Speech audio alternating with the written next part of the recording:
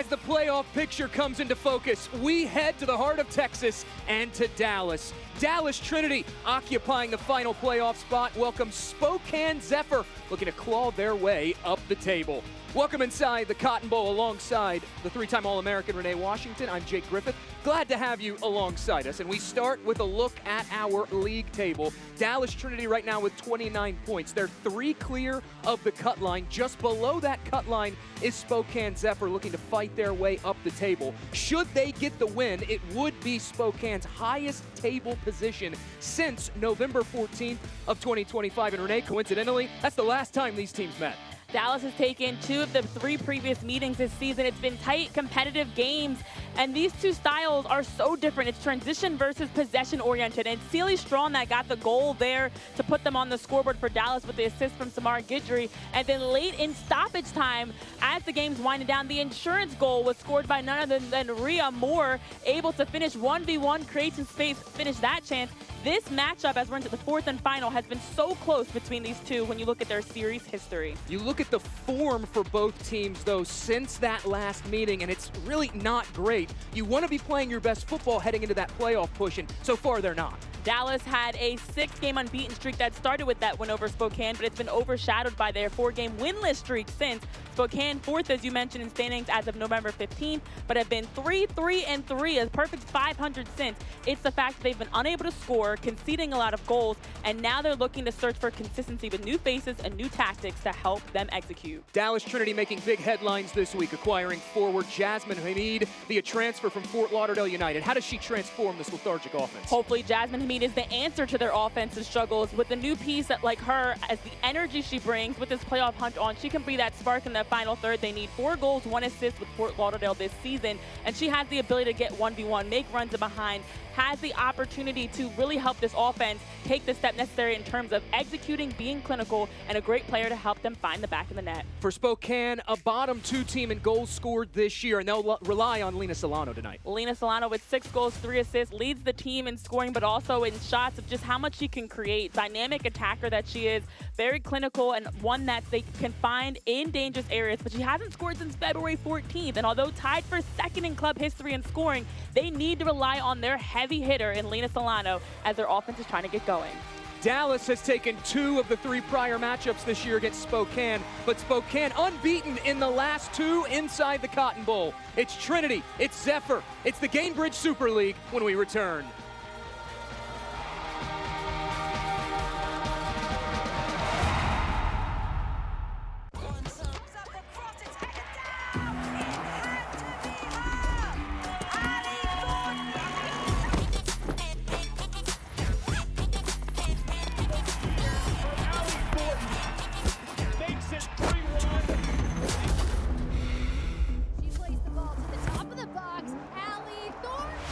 Nice shot.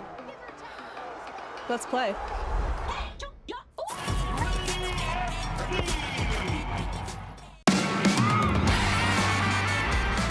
Dallas Trinity FC is built for this city. Catch every match free over the air on KFAA 29 and streamed live on WFAA Plus. All the energy in action. Come see us at the Cotton Bowl or watch us play on KFAA 29 and WFAA Plus. Join us every match, every moment. We'll see you on the pitch. Caitlin Clark, amazing at assists. Gainbridge, the ultimate assist for your savings. But ever since they teamed up, she's taken assisting to a whole new level.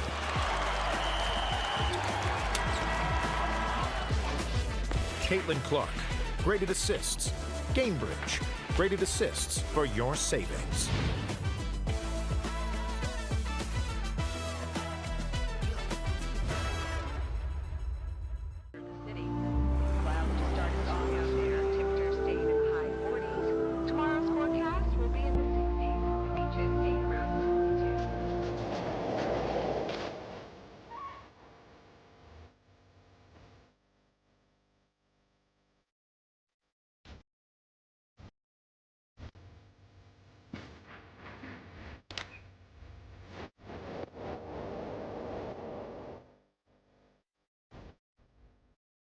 Tonight's presenting sponsor is Scottish Rite for Children, a world leader in pediatric orthopedic care and proud title night partner of Celebrating Our Abilities, dedicated to helping children move better, recover stronger, and get back to doing what they love on and off the field. Back in Dallas, Texas, almost set to go, and we take a look at how these sides line up. First, for Dallas Trinity and manager Nathan Thackeray, a 4-3-3. Two changes, including Sealy Strawn back in the lineup. Yeah, Sealy Strawn gets to start up top with Chioma Obogogu sliding more centrally in place of Bethany Boss. And then on the back line, Maya McCutcheon replaces Hannah Davison alongside captain Amber Wisner. Everything else in terms of goalie Tyler McCamey in their midfield is the same. Jasmine Hamid is active on the bench, although not starting. We should be expecting to see her at some point in this contest. Strawn had a goal earlier this year against Spokane, who under the direction of manager Nicole Lukic going with a 4-1-4-1. No personnel changes. Ginger Fontenot looking to lead the way with 2 goals in the last 5. Well, for Spokane, they're rolling out the same starting 11 as the last 2 games. And so it's leading scorer Lena Solano up top, but also Reese Tappan, Sarah McCoy anchoring their back line. Hope Heisey in net for Spokane. Starting lineups presented by Scottish Rite for Children. Every child deserves the best start and a strong finish in life and in sports. And as the official pediatric partner of Dallas Trinity FC. Nicole Lukic guiding Spokane after being hired in October of 2025. 4-7-4 as the head coach, and prior to that, some time with the U.S. Soccer Federation as a youth scout, also in the USLW League with Minnesota Aurora FC.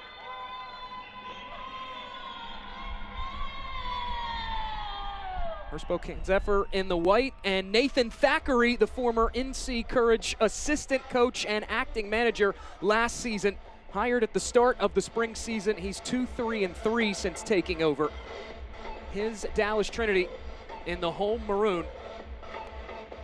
Drew Klimp in the blue there on the left side of your screen. He is our center referee this evening here inside the Cotton Bowl, and he has both teams set to go in this 4th and final meeting. There is that whistle, and we are underway. Dallas Trinity looking to snap a 2-match losing skid and looking to get back in the win column for the first time in 4 matches. Here inside the Cotton Bowl alongside the 3-time All-American, Renee Washington, Jake Griffith, glad to have you. And Dallas will build things out from the back, courtesy of Tyler McCamey, the former Gotham FC and Kansas City current netminder. Quickly going over the top, and Kelsey Euler will steer this one back to Hope Heisey, the reigning goalkeeper of the year in the Gainbridge Super League. Well, Jake, this is important for this early start of the game. Both teams winless in their last outing, but a very different way that they went winless. Dallas, a struggle in terms of just how they lost, of out-shooting, yet getting the wrong side of that result in their previous outing. Whereas for Spokane, coming off of a tie against Sporting Jacks, who's sitting top of the table, encouraging results nonetheless. So both teams hungry, but needing to reset and set the tempo very early. Here's Zierenberg cutting past one defender, now heading to the byline. She'll play this central, and it's cleared away. And not deep enough, though, on that clearance, and some issues here for Dallas early. Trinity able to clear that one out of play, and that will give Dallas some breathing room as we take a look at our injury report brought to you by UT Southwestern, the official healthcare partner of Dallas Trinity FC. A relatively light injury report for both these teams. Yeah, but Lauren Flynn's a massive loss for Dallas defensively, and this group already has been struggling. That 4-0 loss to Spokane, followed by the 2-1 loss to Tampa Bay Sun. Amber Wisner, the center back, the captain, one of those players they have to lean heavily on without Flynn out there. We get a whistle from Drew Klimp, and that will bring things to a stoppage. This Dallas side coming off the narrow loss against Tampa Bay Sun. It's one that Nathan Thackeray said, yes, the result didn't go our way. He loved their chance creation. Spokane, though, will have a throw in. Euler stands up across. She'll flash this into the penalty area. Late arriving run came charging in there from Felicia Knox, and out it goes for a throw on the other side. Well, on paper, with Spokane coming off that 1-1 draw against Sporting Jacks, and also looking at the last time Dallas played Sporting Jacks 2 games ago was a 4-0 loss, very different result. So on paper, it might seem like it's a shoo-in of which team should win this, but both of these teams have been so inconsistent, tough to predict. I was on that Dallas loss to Tampa Bay, and they had the better of possession, better of chances, and lost that game 2-1. So both these teams have been sputtering a bit. Going outside in, this one angled toward goal, but overhit on that long pass forward. It was something that in the 3 prior meetings we've seen is that one out of the reach of Lena Solano. Spokane has liked to use those flanks, then funnel it back inside on Dallas. For Trinity coming off that loss against Tampa Bay Sun, and Nathan Thackeray telling us earlier this week that he feels like the thing that stood out the most these last few weeks, the offensive actions in and around the penalty area is solid, but more than anything, the buy-in has been exceptionally high to the game model that he's tried to institute since coming over. And there is a way to lose. I always say that. There's such thing as a bad loss, which is even hard to say those words together. But the reality is, for Dallas, they're not getting dominated where they step on the pitch and just can't string together passes and are completely chasing the entire game. They've actually had the better of play for some of their games. And even that 4-0 loss is a great example. They give up 2 goals in stoppage time of the first half and then just completely were deflated from there. So it's truly been a mistake here, a goal here that they've given up as they've conceded a lot of goals that have led to breakdowns. The give and go back inside for Trinity now knocking. Spokane trying to put the foot in and tie that one up. It's poked across the end line there. Ultimately knocked off the ball was Sierra Henson. Well done by Sierra Hinton here, just makes the deep run into the end line, working end line, and then tangled up, bodies on the ground, a little bit of confusion. I think someone wanted a whistle, no whistle blown, and that leads us to our first corner there. Ginger Fontenot nearly nearly fouled there. This corner kick presented by Cornerstone Capital Bank. Swung in and off the woodwork, the rebound blocked away. Less than 5 minutes in, and Dallas finding the real first dangerous opportunity of this contest. And now the possession continues here. Solid job by Trinity's back line to play high and keep their foot on the pedal. It goes back to what Nathan Thackeray talked about this week. They're creating chances. They're getting entries into the final third. They're just not as ruthless as he wants to see them be in front of goal.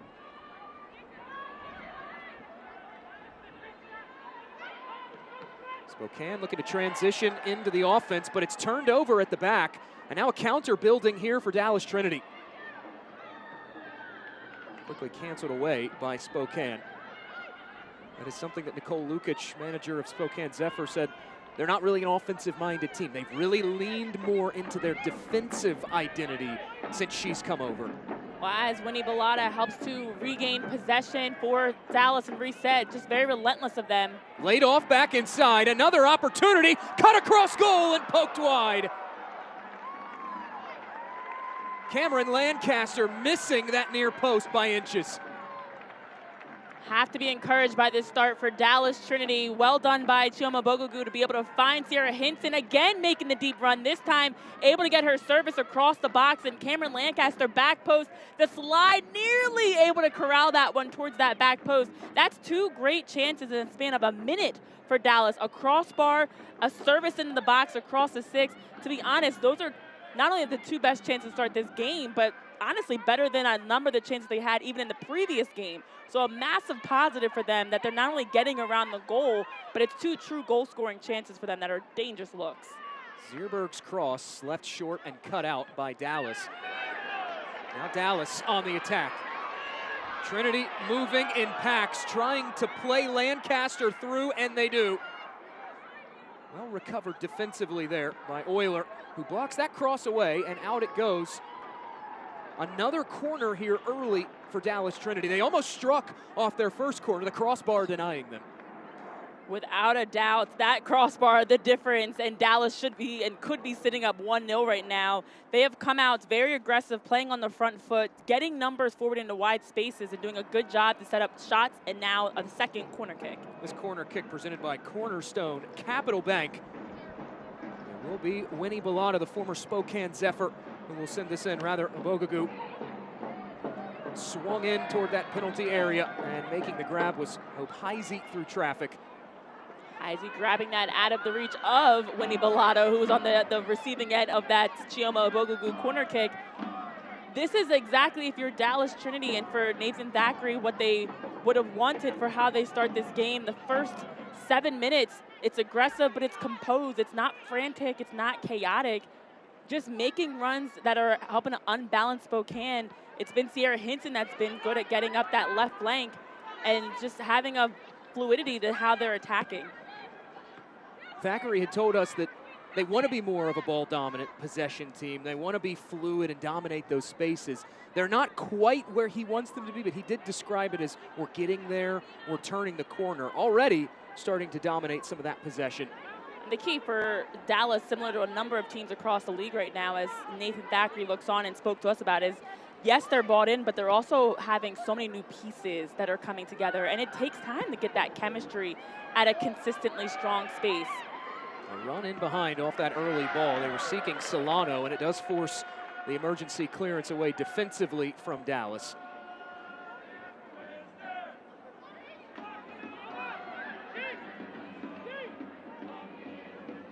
Zephyr with the throw in, and it's poked away from Lena Solano, former 34th overall pick in 2023 by the Washington Spirit of the NWSL. Spent some time in Spain before making the jump over to the Gainbridge Super League. Spokane, meanwhile, progressing further down the pitch here. And that will be a wayward toss in. No one will grab that. Stay connected all season by signing up for the club's newsletter for breaking news, special offers, and exclusive updates during year 2 of the Gainbridge Super League. Scan the QR code on your screen to subscribe. That breaking news piece, such an important thing. As we saw just yesterday, breaking news from Dallas Trinity. We touched on it in our broadcast open, bringing over Jasmine Hamid from Fort Lauderdale United, starting on the bench today. You have to expect, as they continue to push to stay in the playoff conversation, Nathan Thackeray will start to have some real conversations about her being a starter going forward. Well, the reality is for both of these teams, they're sitting in a good spot. They're still in the hunt to be above the playoff line. And so this is the time that even though they may not have had the exact results they wanted, this is the time to kind of get those last mistakes out almost, because you want to be peaking as you get into the playoffs, playing your best soccer going into the postseason. So you don't mind it as long as it's not costing you to be above that playoff line. But time is trickling on, and you can't continue dropping results. Dallas do have a game in hand on Spokane. 5 matches left for Zephyr, 6 for Dallas Trinity. And now here is Zephyr starting to ask some questions. On that right-hand side, it's Solano. She wants the cross, flashed across goal. And has to be cleared out of play by Dallas Trinity, conceding the corner. Well, here's the thing about Spokane. They are such a gritty, hardworking team, likes to play up tempo and be creative. And this time you see them with good numbers in the box. It's a good service by Lena Solano. First real touches we've seen for her in the attacking third, attacking towards the goal, does set up for the first corner. So they need to continue to simplify the game. Find Solano in open pockets, find your playmakers in open pockets, see if they can help generate chances. This corner kick presented by Cornerstone Capital Bank. Spokane will trigger it in from the near flag. Low line drive to that back post, headed down and thumped clear by Trinity. Zierenberg was trying to head that one back along. We've seen some good defensive organization from Dallas on their set-piece defense, the 2 corners that Spokane have had. Still pushing Zephyr R, and there is a whistle from Drew Klim. Well, a big difference is what's cost teams results in this league in general is the ability to, especially on set pieces, to stay focused, stay organized, stay disciplined. And that's something that both of these teams have seen, just how costly those mistakes can be in their favor or against them. So I imagine that's something, in addition to some of the tweaks, it's to let's minimize mistakes, let's take care of the ball, let's take care of what we can control. Set-piece defense has been a bit of a bane of Dallas's existence this year. They have scored off 5 corners. They've also given up 5 corner goals. It will be a throw in here for Dallas Trinity. Samar Guidry will have the throw. Former University of Virginia defender, was a All-ACC freshman teamer in 2021. Also spent some time with the U.S. Youth International teams. She's been a crucial piece this year on the back line.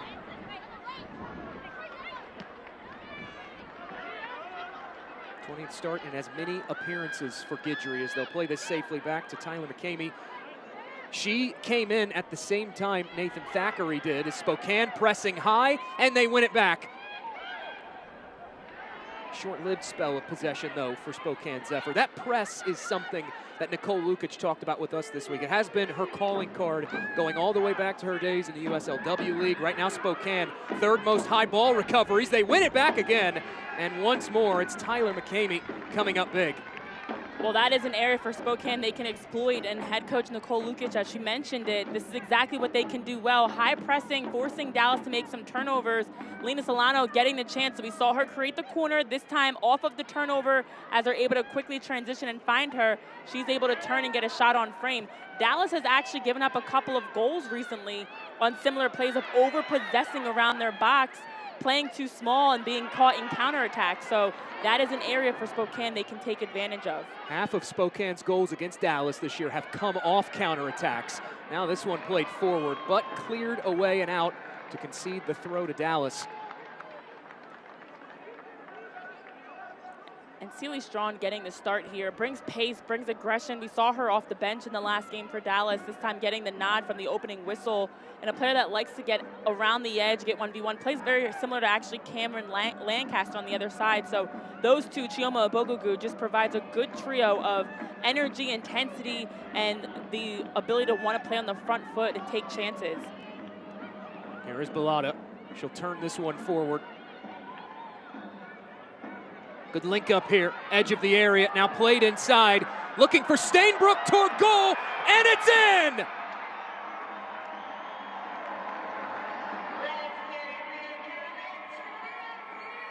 Dallas Trinity drawing first blood thanks to Heather Stainbrook, 1-0.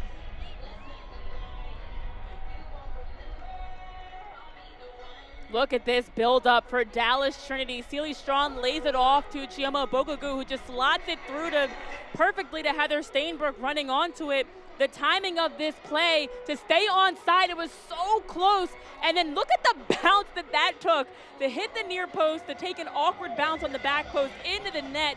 It's been one of those types of scoring seasons for Dallas Trinity FC, but that was a thing of beauty. Different players, 3 different players involved in that build-up. Quick passes, small slip passes, disguised to break down Spokane defensively and get that first goal. Those spaces, those interior channels, so crucial to what Nathan Thackeray wants to see from Dallas Trinity. Able to take advantage there, put it in front of goal, and a fortuitous bounce past Hope Heisey. Well, the thing about this Dallas offense is they've been generating a lot of chances. We already have seen them hit the crossbar one time. That time it takes a defender touching it to help it along on Spokane. A bit of an own goal situation there. But when you're Dallas Trinity and you have been struggling to score in your recent outings, 1 goal in the last 2 games, that's off a penalty kick that Amber Wisner scored. You'll take a goal however you can get it, no matter whose foot is off of last. Ultimately ruled an own goal against Kelsey Euler. There was a little bit of miscommunication between her and Heisey. They both came out for it for that same ball. It ended up in the back of the net. And to your point, Dallas doesn't have to always be pretty. You'll take it. And it puts Trinity up 1-0.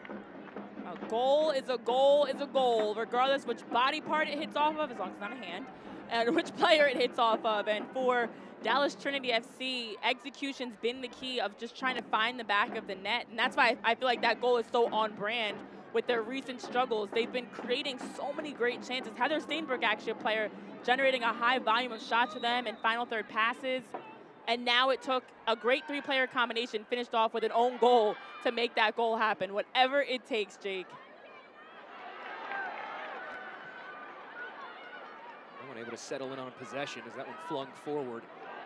And now Stainbrook able to spring Dallas free for the moment. She has some support to her left. Her ball through. Deflected away by Sophia Braun. It falls right back to Stainbrook. That's just the 9th first-half goal given up this season by Spokane. They came into this match conceding the 2nd fewest goals in the opening 45 minutes. That is impressive and shows a lot about how they start games off, that they're a tough team to score on. And I think for Nathan Thackeray, he's mentioned it, the floodgates might open for Dallas. Things opening up now for Trinity. This one swung into the penalty spot, and it forces a clearance here from Spokane once more. Head coach Nathan Thackeray was mentioning with just how much they've been progressing and things have been coming together for them. That one goal might be the difference to really open up the floodgates for them a little bit. And you have to wonder, to get that big relief off of your shoulders, that burden of being unable to score, that adds a lot of confidence for an attacker, for a team, and just what is possible for your group. The biggest message that Thackeray has tried to preach to this team is just patience and continuing to believe. You go back to that Tampa Bay Sun loss, as that's cleared out of play again by Spokane. They had 81 passes into the final third, but 48 touches in that penalty area. Select, the official match ball supplier of the Gainbridge Super League and many elite leagues throughout Europe. Visit us.select-sport.com for the latest Select products, specials, and more. Select, the player's choice. That Select ball out there on the pitch right now here inside the Cotton Bowl. It is moving around with some real pace, real intentionality when Dallas is in possession. They do commit the foul, though, and tripping up Felicia Knox. That will set Spokane up with a free kick. Knox acquired in September of 2025. Spent last year with Fort Lauderdale United, 26 appearances, just shy of 1,500 minutes played. And she has come in and made an immediate impact. 3 goals for Spokane. Yeah, and Spokane now needing to get something going. They've had a couple of chances in transition. We'll see if they can pick things up a notch offensively. Played on to Haley Thomas, occupying space on the right. Locked in a battle there with Ubogagu.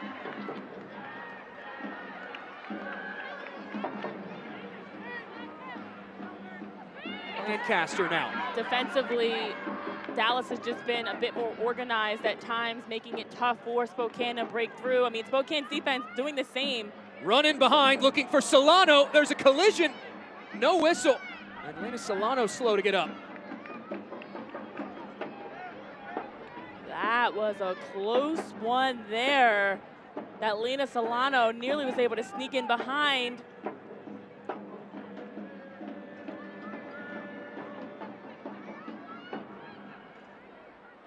Rep Dallas Trinity with the latest kits, scarves, and merch, including the newly released Trinity Flair collection. Visit shop.DallasTrinityFC.com to grab yours and show your colors all season long.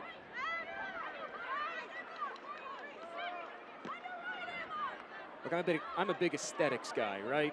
And okay. I think this is such an aesthetically pleasing color scheme and jersey matchup today. You've got the deep maroon with the gold for Dallas. You've got the gold for Spokane. I was wondering where you were going with the aesthetic, but I see what you did there. It does play nicely off of each other. You see the vision. I see it. It's giving actually fall vibes. Yes. Even though we're in spring, but I see it. I was thinking that even the coaches' colors that they're wearing just kind of play off of that too. Spokane back on it again, looking for the combination here. Spokane trying to give us something offensive to talk about other than the color palette that's on the pitch. I will say, though, they have not been as successful getting forward, but they've had some sneaky good chances so far. Good switch out wide here. Now helped back along inside. That one pops over the head of Felicia Knox. Headed back down, though, by Spokane. High pressing. Zierenberg able to win it back, but her shot goes wayward to that far end line, and it will be a goal kick.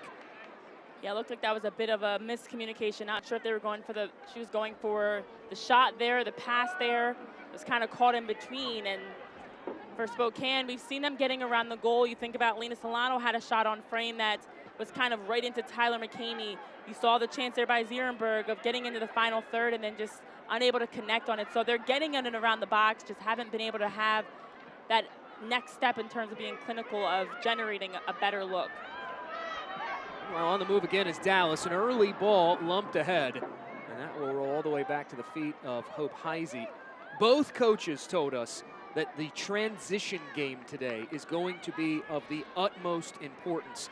Nicole Lukic for Spokane, she recognized that Dallas, they have, despite the goal-scoring woes, an innate ability to get in toward that final third very quickly. 1, 2, 3 passes, and they're at your goal. Yeah, and that's the thing. It's not lack of trying. This is not, there are some teams that offensively aren't scoring because, oh, that one's definitely going to be whistled down. There are some teams that are unable to score because they're not generating anything offensively. That's not the case for Dallas. I mean, even last game, they outshot Tampa Bay 15-8, but Tampa Bay had 4 shots on target to their 3. So it hasn't been about getting around the goal. It's been about what they do when they get into the attacking third, the inability to get those shots on target or into a dangerous space. But for Spokane, they thrive in transition. They're a team, they've got pace, they want to run at you, they want to get in behind. So definitely transition play going to be huge for the remainder of this match.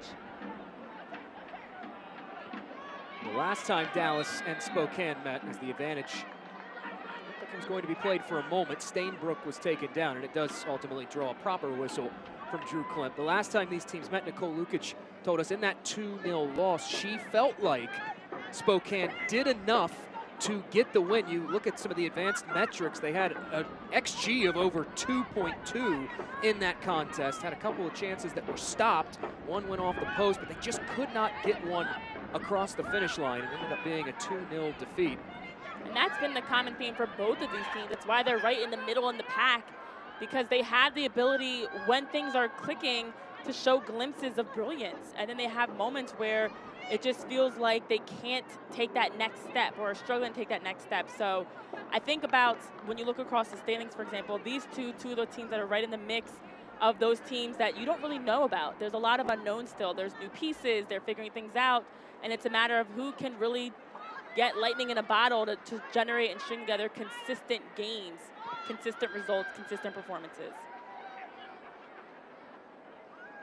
That XG number in the 2-0 win for Dallas last time these sides met up, it really underscores just how cruel the game of soccer is, because in the 2-0 loss for Trinity, that was Nicole Lukic's first match in charge, it was Trinity who had the 1.85 XG, and they were shut out, held Spokane to just 2 shots on target in that 2-0 Zephyr win.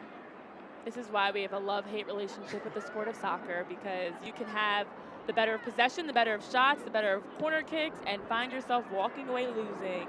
So it really does come down to execution. That's always the key. Here's Solano now. Support building here for Lena Solano, and she'll lay it off. Options now, looking for the cutback in front, and it's deflected out. Another corner coming here for Spokane Zephyr. As Amber Wisner cut that down to keep it from getting across the box. Look at this play. This is what Spokane can do in transition. A nice patient run there as Solano was able to just slip that one forward and connect really well there with Tori Waldeck, and then just the overlapping run led to a service, and unfortunately for Spokane didn't have enough numbers in the park, but able to at least generate a corner kick out of it. This corner kick is presented by Cornerstone Capital Bank. Set piece is something that Nicole Lukic identified as a key to the match today for Spokane. Driven in off the side netting, and that one hooking just inside.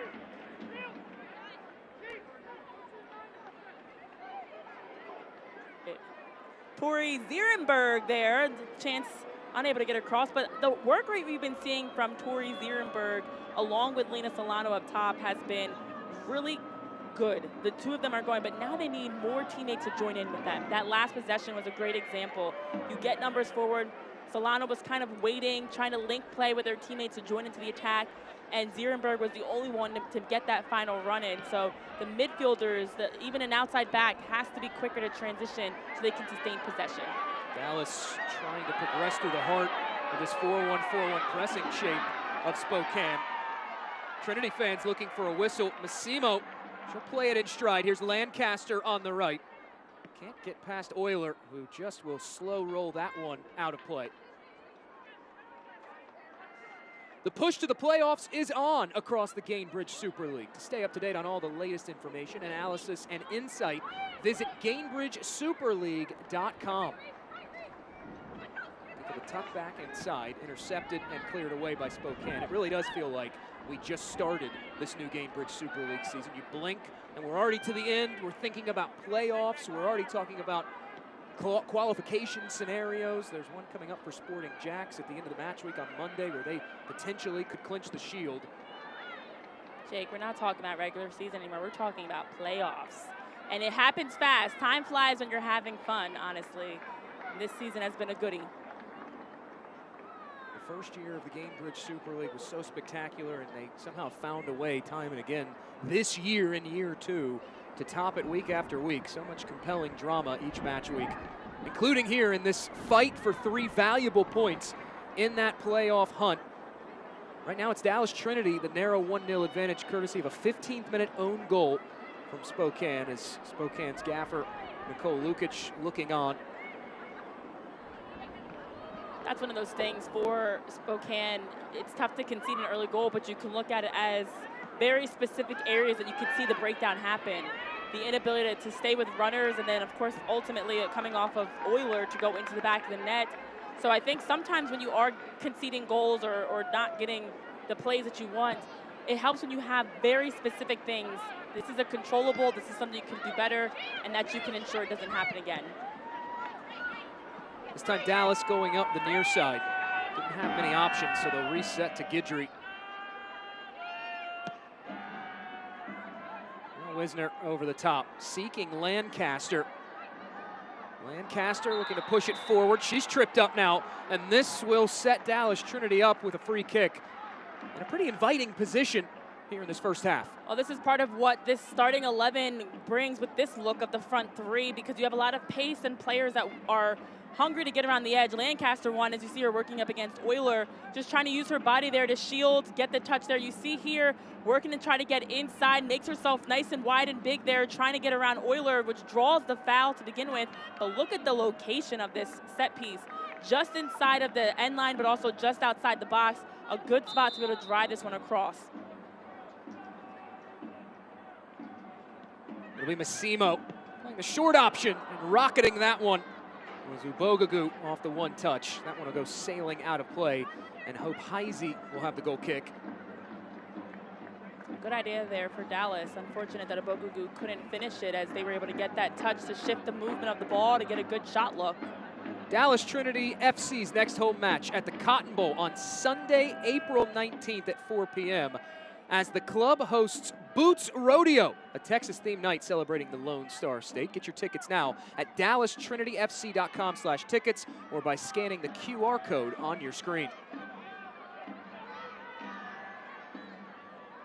Zephyr now in the attack. That pass left short, back across the 18. The clearance not there, though, for Trinity. An opportunity developing down that right-hand side now for Spokane.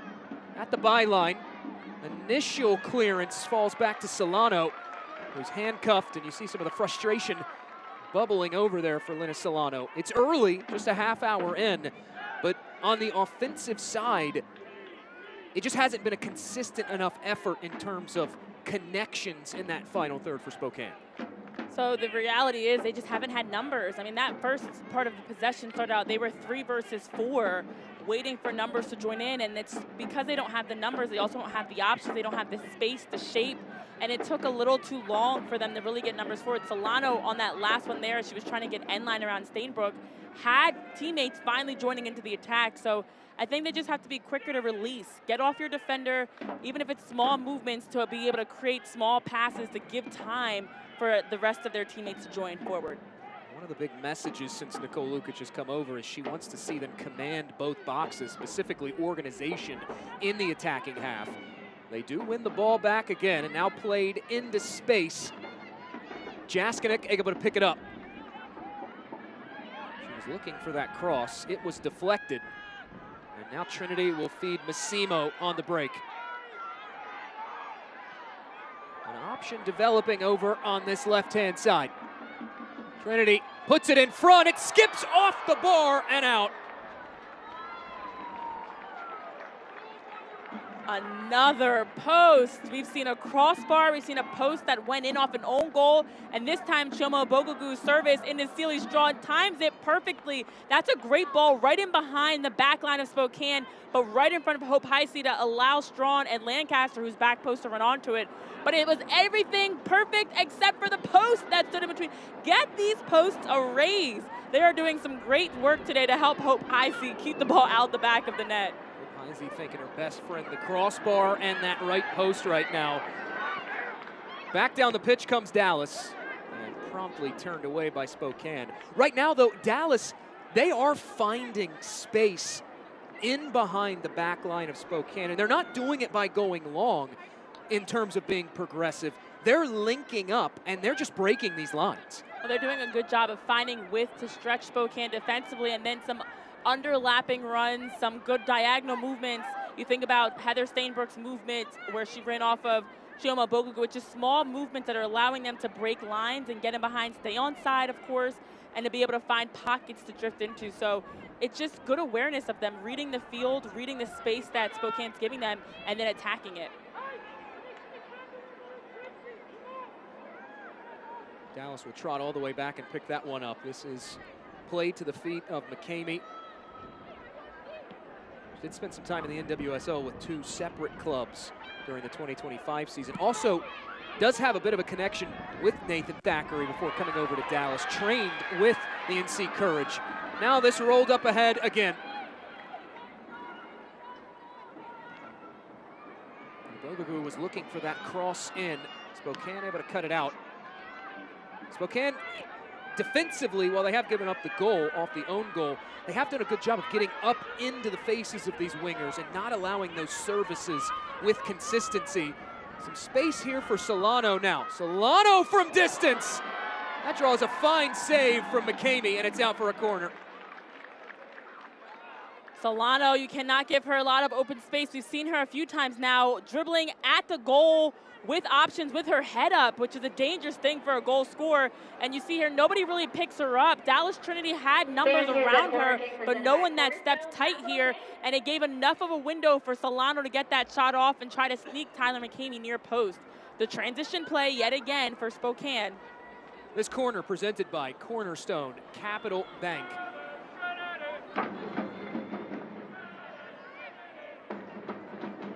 It is the third corner of this first half for Spokane Zephyr.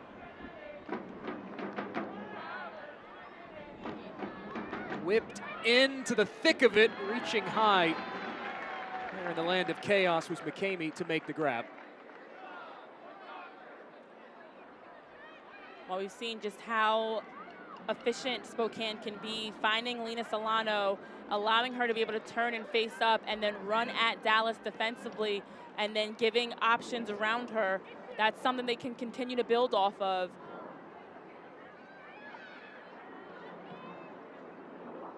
Trinity looking to get that long vertical game going. It's something that they haven't had as much success with this year. 8th out of 9 Gainbridge Super League teams and per game average of long pass completion percentage. And they do a good job with their combinations and just trying to bring some versatility into how they're attacking. Sometimes it's flank services, sometimes it's combining 2- and 3-player combinations. But to your point, when it's the long ball, it sometimes is a little bit more forced, I think, for them, that they're playing it out of necessity, not out of want.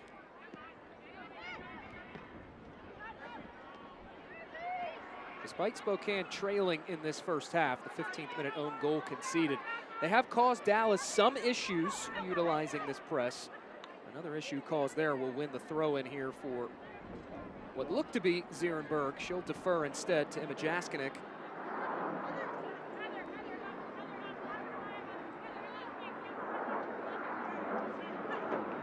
Euler will toss it into that corner of the 18. Tied up, it pops free. Here's Zierenberg, poured over the bar and out. Spokane continuing to push for that equalizer. Well, Spokane is generating shots from a variety of different spaces. Look at this broken possession, and then Zierenberg able to just take a quick touch to open up and then gets one off. This is a tougher play than it looks because you have about 5 different players in a scramble there trying to see if they can gain possession, and then just out of nowhere, Zierenberg gets the shot off, which sometimes can catch a keeper sleeping a bit, but McCamey was on it. Corners presented by Cornerstone Capital Bank. Second in the last 4 minutes for Spokane. Whipped high to the back stick, headed around, falls in front, second ball served toward goal, and McCamey is there again. It's been a real Herculean effort these last 10 minutes for Tyler McCamey. Well, that's a massive positive if you're Spokane, because that's a good response to generate chances. They've been getting some shots from distance. Lena Solano had the great shot. Tori Zierenberg had the previous one that led to the corner. They're generating quarters, so it actually also feels like the offense is really picking things up a bit for Spokane. He's going to try to whip that one forward. Instead, wayward and a change of possession will occur via the throw-in. Well, the big difference is in the early parts of this game, it felt like Dallas Trinity was anticipating a bit better, jumping passing lanes, winning 50-50 balls, but we've seen the work rates, which is a big part of what Spokane and head coach Nicole Lukic stress. That has been ticking up and helping them get plays like this to unfold. Knox trying to shovel it over, looking for the give back. Good setup to Solano. She's a bit handcuffed though, and Dallas will ultimately play it over to McCamey, who has to clear this out of play. You can feel Spokane growing into this game. There were some frantic minutes for them, including the own goal conceded within those first 15 minutes. But they've really changed the tenor of this contest the last 10. They have, and they're forcing Dallas. That's a few back-to-back plays we've seen from them to have to just kick. Again, that's something that's now giving Spokane the ball back. They're able to keep inching up the pitch. They're able to set up and get numbers forward, and they've been wreaking some havoc. Zierenberg looking to help it along back to Solano. Those two have been a force to be reckoned with up front for Spokane Zephyr so far. Ultimately, it will work its way out of play, and McCamey will have another goal kick. Right now, Spokane, not much possession, less than 40%, but they do have 3 shots on target on 5 total shots. That's the thing, this game is far from over, and Dallas, nursing this 1-0 lead, has to continue to raise the tempo, continue to find ways to get forward, because you have to imagine if this game continues on this current trajectory with the momentum that Spokane has, it's going to be hard to continue to protect this 1-goal lead. Jaskinek committing the foul there at the bottom of your screen, taking down Cameron Lancaster. Lancaster, one of a number of players roaming around on the pitch today who has completed the pathway, so to speak. Spent some time from summer 2023 to 2024 with Cal Storm out west in the USLW League. Of course, Nicole Lukic on the touchlines. Pathway's not just for players, right? It's for coaches, too. Lukic, the former coach of the year in 2022. Yeah, it's really remarkable to see how each of these players have been able to navigate through the different options that you have as a women's soccer player. That wasn't always the case in this country, and I've seen it, I've experienced it. It's great to see the development, the growth, and now the ability to bring it all together.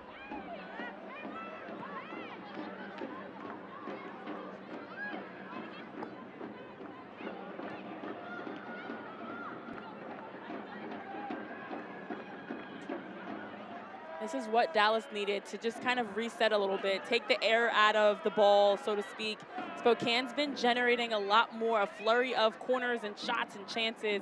And so this is a good opportunity to just kind of slow them down a little bit, work it around, be patient, combine, make them chase, and see for Dallas Trinity if they can get back to controlling the tempo of this contest. Wisner able to reset things back to Tyler McCamey. Well, speaking of the USLW League, Amber Wisner, she goes all the way back to the original USLW League, the professional W League. The current USLW League iteration is a pre-professional summer league. She played for Vancouver Whitecaps women in 2011 before progressing her career, was ultimately drafted in the NWSL. Connecting again is Dallas down that left-hand channel. That time, though, not doing much with it is Trinity, and Spokane able to come away unscathed. Just like we've got the backs of Dallas Trinity FC, Trust and Will also has yours. helping families protect their legacies for generations. Start your plan today at trustandwill.com. This is what has worked for Dallas Trinity FC up that left flank. Good ball ahead. On the turn, Strawn lays it off and a save made by Heisey.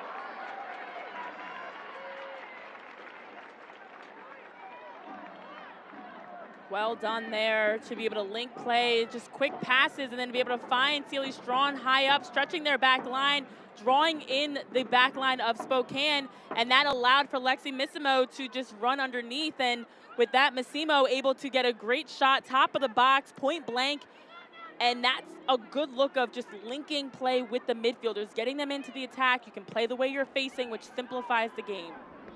Sealy Strawn continues to impress as an 18-year-old. That hold-up play just now to set Missimo up with that shot. That's a real veteran, savvy move to use that to open up options and channels offensively. Strawn will head to North Carolina in the fall of 2026, where she signed collegiately. The Gainbridge Super League Young Player of the Year a season ago in the inaugural campaign. We do have a whistle from Drew Klemp. Lancaster was on the dribble there as that foul was called, so definitely did not think that she fouled. It is a bit of an odd play the way that 1v1 for Cameron Lancaster worked out. Nonetheless, Kelsey Euler, who we've seen her very active on this left side for Spokane, going up against Lancaster.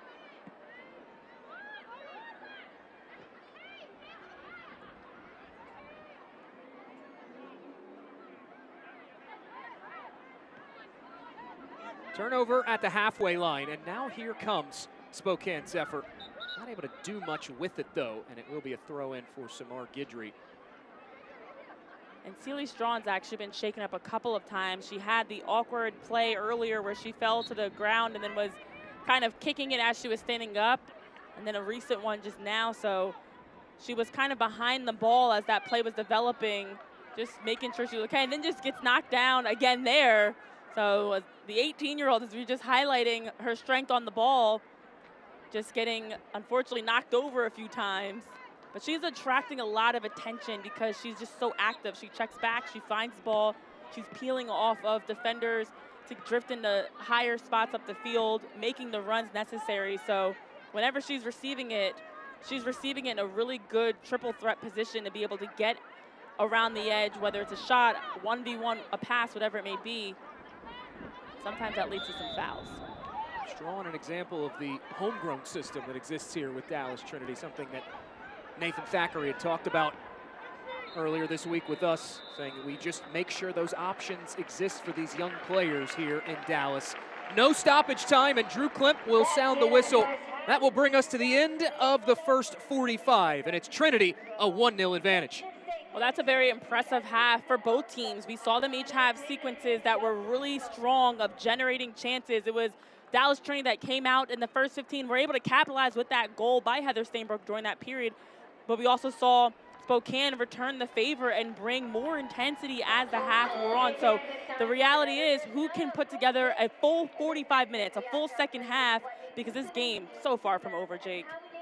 45 minutes in the books and 45 to come on the other side of our halftime report here in Dallas. But first, we will hear from Heather Stainbrook. Pitch side is Heather, and Heather, you all lead 1-0 through 45 minutes of play. You've been able to create some really good combinations and actions in that penalty area so far. What are you seeing from the Spokane defense? Yeah, they're really aggressive. They're locking it on one side, which is good. We just need to find the switch a little bit quicker, and we have tons and tons of space on the opposite side to break it down. And Heather, you guys go up into the half leading, which is a position you haven't been in as much recently. How much did it feel good to finally see the ball hit the back of the net and now have a chance to protect this lead? Yeah, it's a big relief, kind of a breath of fresh air, but we're not satisfied, and we need to finish a couple more opportunities and then lock it down in the back. Heather Stainbrook and Dallas Trinity leading it at the half 1-0. Heather, thank you. Thank you. Dallas Trinity up on Spokane Zephyr through 45 minutes of play. A 1-0 lead, courtesy of a 15th-minute own goal. We'll head to break. Halftime report on the other side.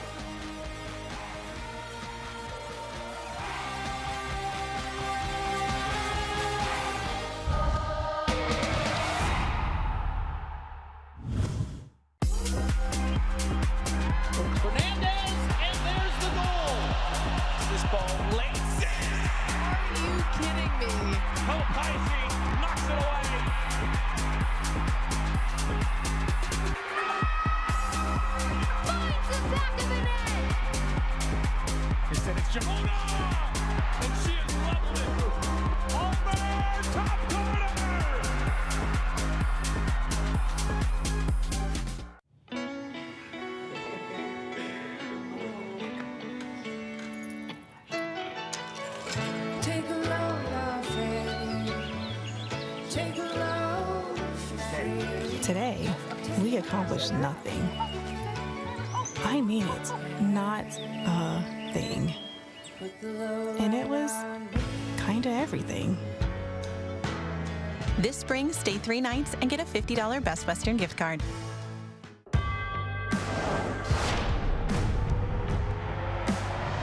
Prinks tires in the USL help soccer journeys everywhere to drive harder. From city playgrounds to suburban sidelines. From early mornings to late nights. From fun with friends to winner takes all. From the biggest fan to the biggest heart. And at every turn, Prinks tires will be there for the long haul.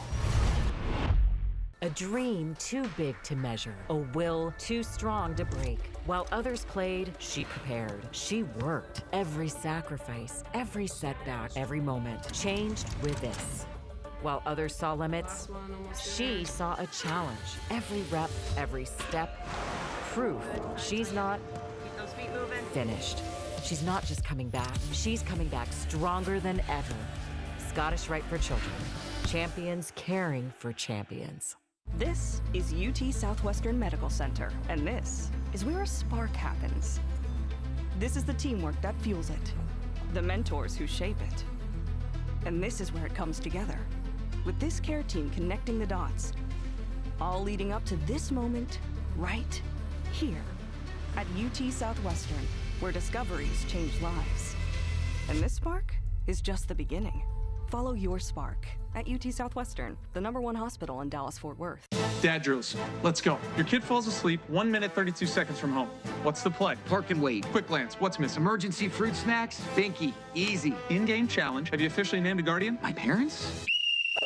Doesn't count. This play needs a plan. Guardianship must be legal before it's official. Luckily, Trust and Will makes it incredibly easy. It's secure, affordable, and actually counts. Next topic. I am wide open. What do you do? Run it. Visit trustandwill.com today and make it count. Trust and Will. We're at the half in Dallas. Trinity leads at 1-0 through 45 minutes of play.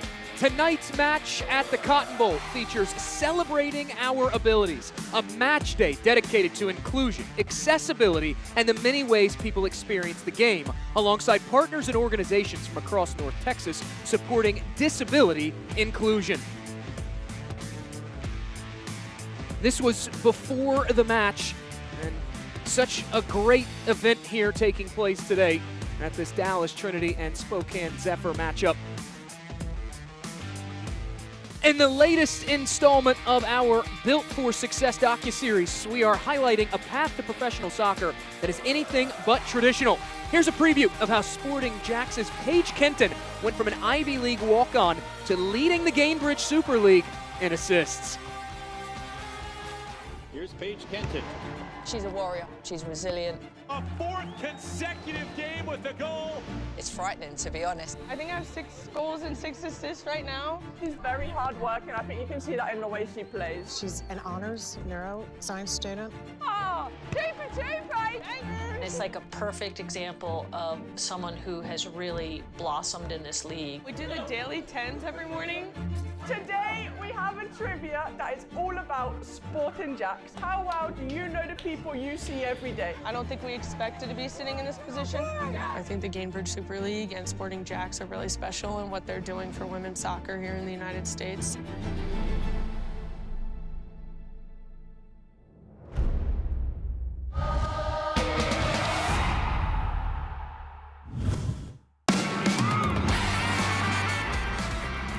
Trinity FC is built for this city.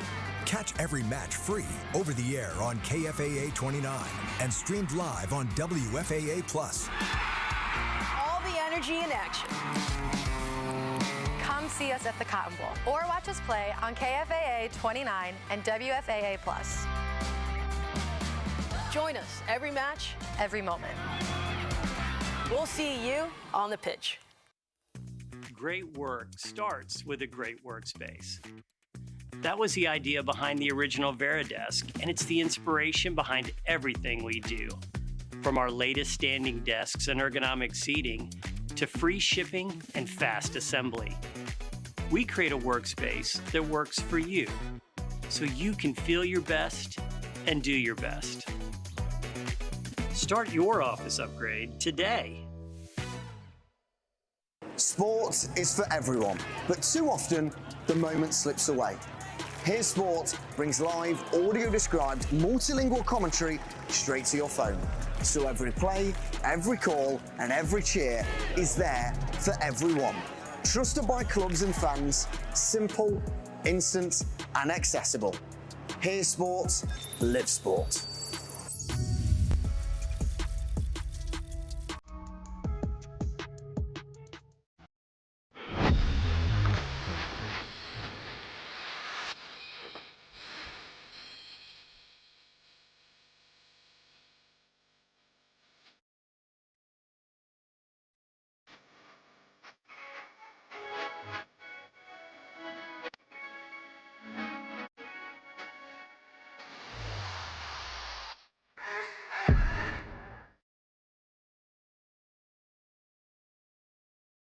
Have a great trip.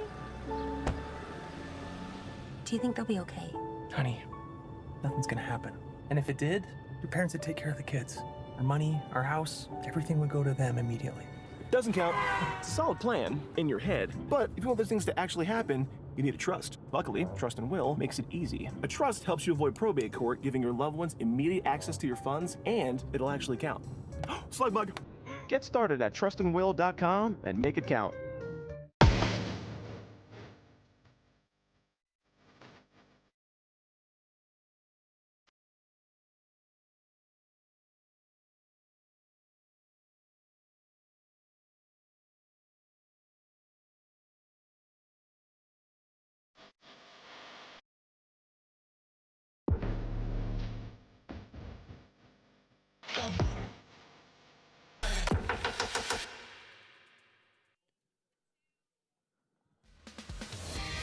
A lot to cheer about in Dallas if you're a Trinity fan. The home side leading at 1-0 through 45 minutes of play. Back inside the Cotton Bowl alongside Renee Washington, I'm Jake Griffith. Let's get you up to speed on how we got here with our first half highlights. And early, Renee, it was Spokane asking questions. Spokane came out playing on the front foot very aggressively, and it started here, though, on the defensive side. Lena Solano gets a chance as she was able to turn face up, get that shot from distance. But then in the 15th minute mark, look at this three-player combination. Chioma Bogogu connects with Celia Strong. Quick 1-2, gives time for Heather Stainbrook to make the run in behind. That diagonal run as she peels off the back line of Spokane. Perfectly timed to stay onside. Drives it towards the back post. And then it was an own goal as Kelsey Euler was running on to try to clear it, that it hits the post, bounces across.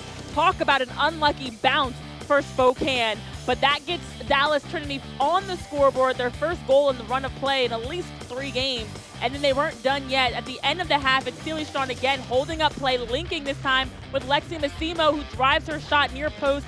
Hope Heisey able to reset her feet, makes the catch, makes a save, keeps this a 1-goal game. But both teams generated a number of chances beyond even these highlights that they were able to create in that first 45. As we take a look at our first half stats, if you're Spokane, you're going to feel hard done through your own effort. You get 3 shots on target, but 3 massive saves from Dallas's Tyler McCabe. This game's been very evenly played. Possession has been in favor of Dallas Trinity. That's a bigger number on the stats sheet, 62 to 30%, but 4 corners for Spokane and the 2 for Dallas.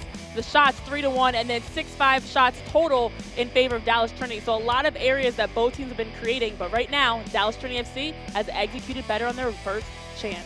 Closing in on the opening kick of the second half, Dallas Trinity looking to hold on to this 1-0 lead in the final meeting of the regular season. We'll be back in Dallas.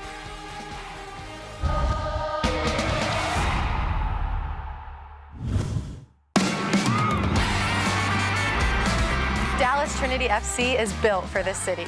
Catch every match free over the air on KFAA 29 and streamed live on WFAA+.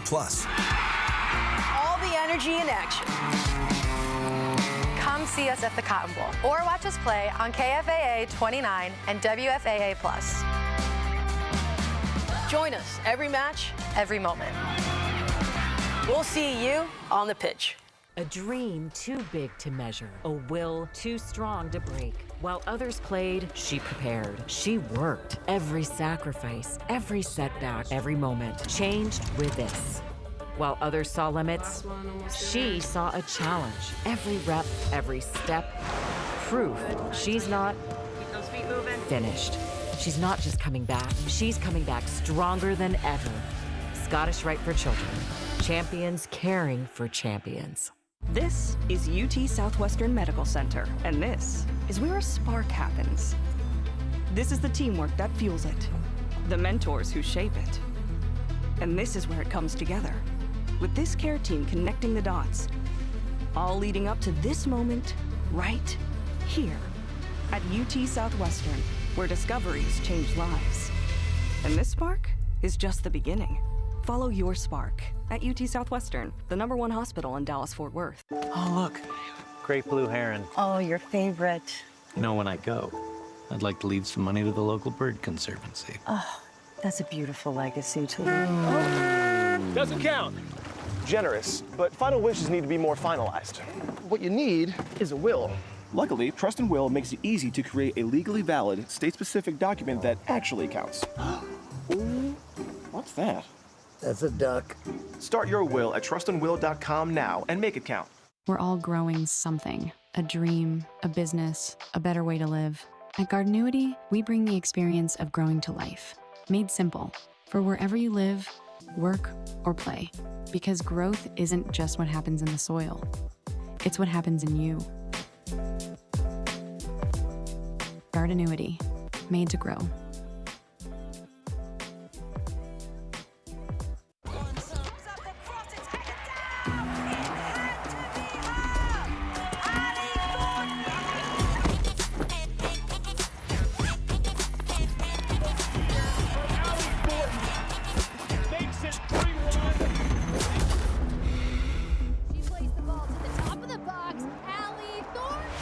Nice shot. Let's play.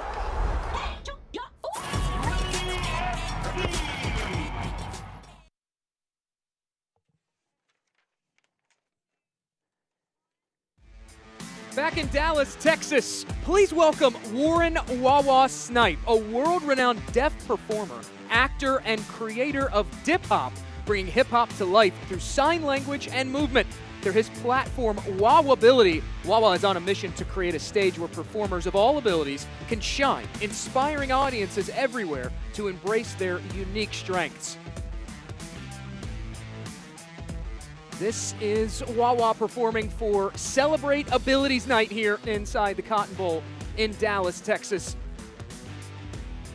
Great performance at that here at this halftime intermission, which we are on the other side of. Back inside the Cotton Bowl alongside the 3-time All-American Renee Washington. I'm Jake Griffith. Both teams out of the halftime locker room and set to go. Well, for Spokane, head coach Nicole Lukic spoke about Dallas knowing how tricky they can be in those wide channels and flank opportunities in transition and just overload you with their attack. And that's exactly what Dallas was able to do in this first half to Spokane. So I imagine this halftime talk was, this is what we talked about. This is what we knew we'd see. Let's now get back to our game plan to make sure we're creating and executing. Whereas Dallas has to be encouraged, as Heather Steinberg talked about, that relief of just getting that first goal, but knowing that's not enough. There's so much time still left in this match and so much still to play for, even beyond today, that you have to continue keeping your foot on the gas.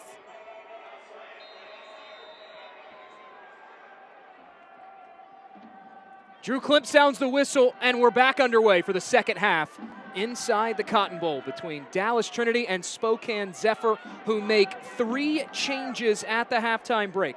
Kat Rapp, Charlie Boone will both come on, and joining them is Allie Cook. Alongside Renee Washington, Jake Griffith, glad you're with us for what should be an exciting and important 45 minutes coming up for both these teams.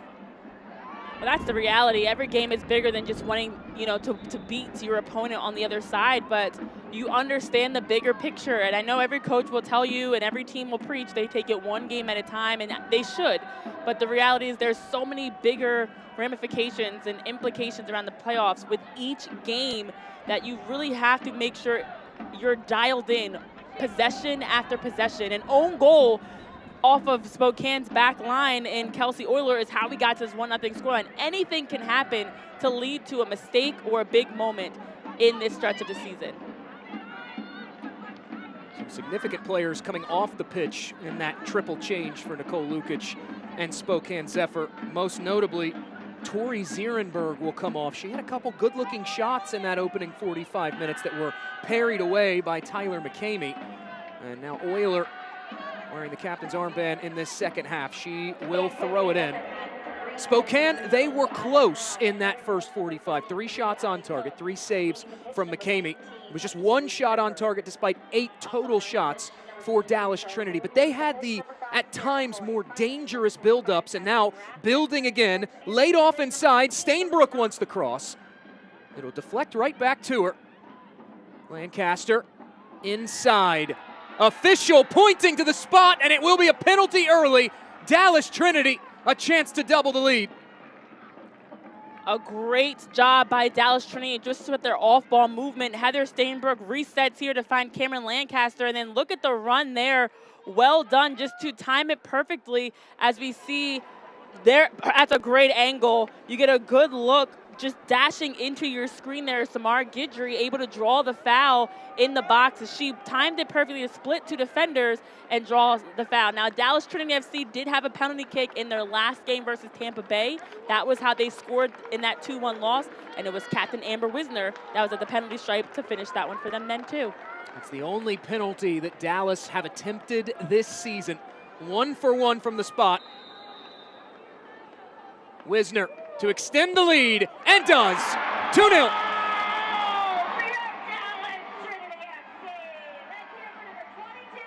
Third goal of the season for the captain, Amber Wisner, and Dallas Trinity, a dream start to the second half. Amber Wisner just able to finish, and this is what led to the goal. Again, it's Samar Guidry that makes the run just to join into the attack, draws the foul, and then Captain Amber Wisner steps to the penalty stripe, puts it away. That's 2 games in a row that Dallas has been able to draw a penalty kick. 2 games in a row, Amber Wisner took them both. And now with that for her 3rd goal of the season, she's also one of the top scorers for Dallas Trinity FC as well. Just back-to-back games of being able to step up and deliver offensively when her name is called. Nathan Thackeray, he's been preaching to his team patience. It will take time for the offense, the rotations, the game model to pay off. And in this contest today, it has been paying off. Dallas, they've been threatening, they've been dangerous, they've been combining. Another combination setting them up with that penalty opportunity. It's their movement off the ball, and they have had stretches of that in previous games as well, but you just see how much more dynamic and more they're going with a sense of urgency and hunger to score when they're making the runs. It's with conviction, and it's a lot of finding a wide player and then running off of them to link play. Trying to play cat wrap in behind the former FIU Panther and Kentucky Wildcat, and also all-time leading scorer in Minnesota Aurora FC history. Well, Spokane's been often on the other side recently of scoring first and then conceding a goal, so they know that it's possible, despite the now 2-goal deficit, to see if they can chip away at this. And the one benefit, if you are Spokane, is you gave up that goal early in the second half, so you do have a good amount of time to work with. And with what they were able to create in the first half, it's still very possible. They just have to now start being more intentional, to play urgently, to manage the game, to see if they can get one. Spokane haven't been a high-flying offensive team, but coming into tonight in their last 540 minutes away from home, 8 combined goals, just 4 in that same stretch of football at home.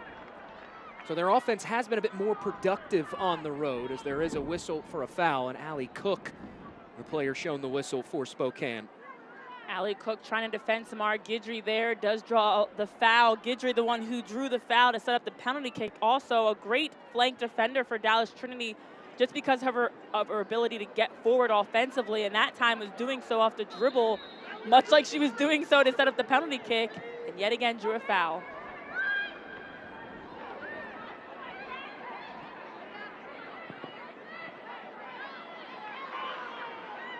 Dallas will pick that loose ball up in the midfield, and now an opening developing here for Trinity.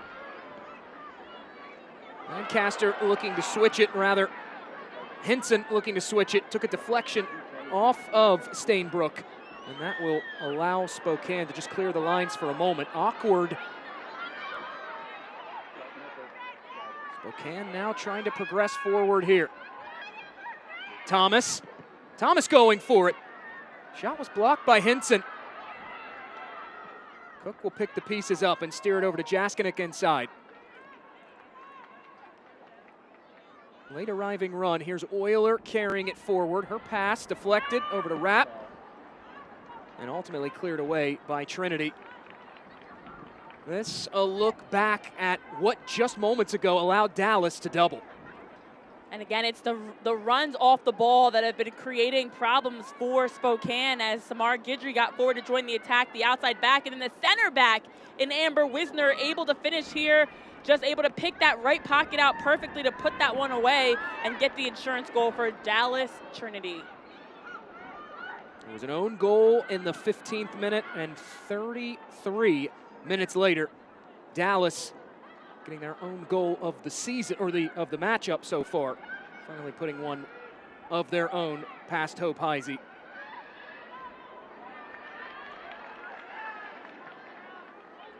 Well done defensively there by Dallas Trinity. I mean, Spokane just, since that goal, have been really picking up the energy, getting numbers forward heavily. And for Dallas Trinity, just doing a good job to weather that storm and regain possession of it.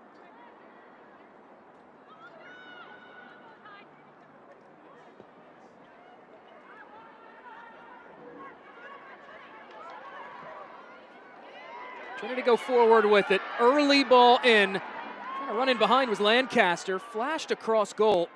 No one on the receiving end. That will allow Hope Heisey to pick it up. Stay connected all season by signing up for the club's newsletter for breaking news, special offers, and exclusive updates during year 2 of the Gainbridge Super League.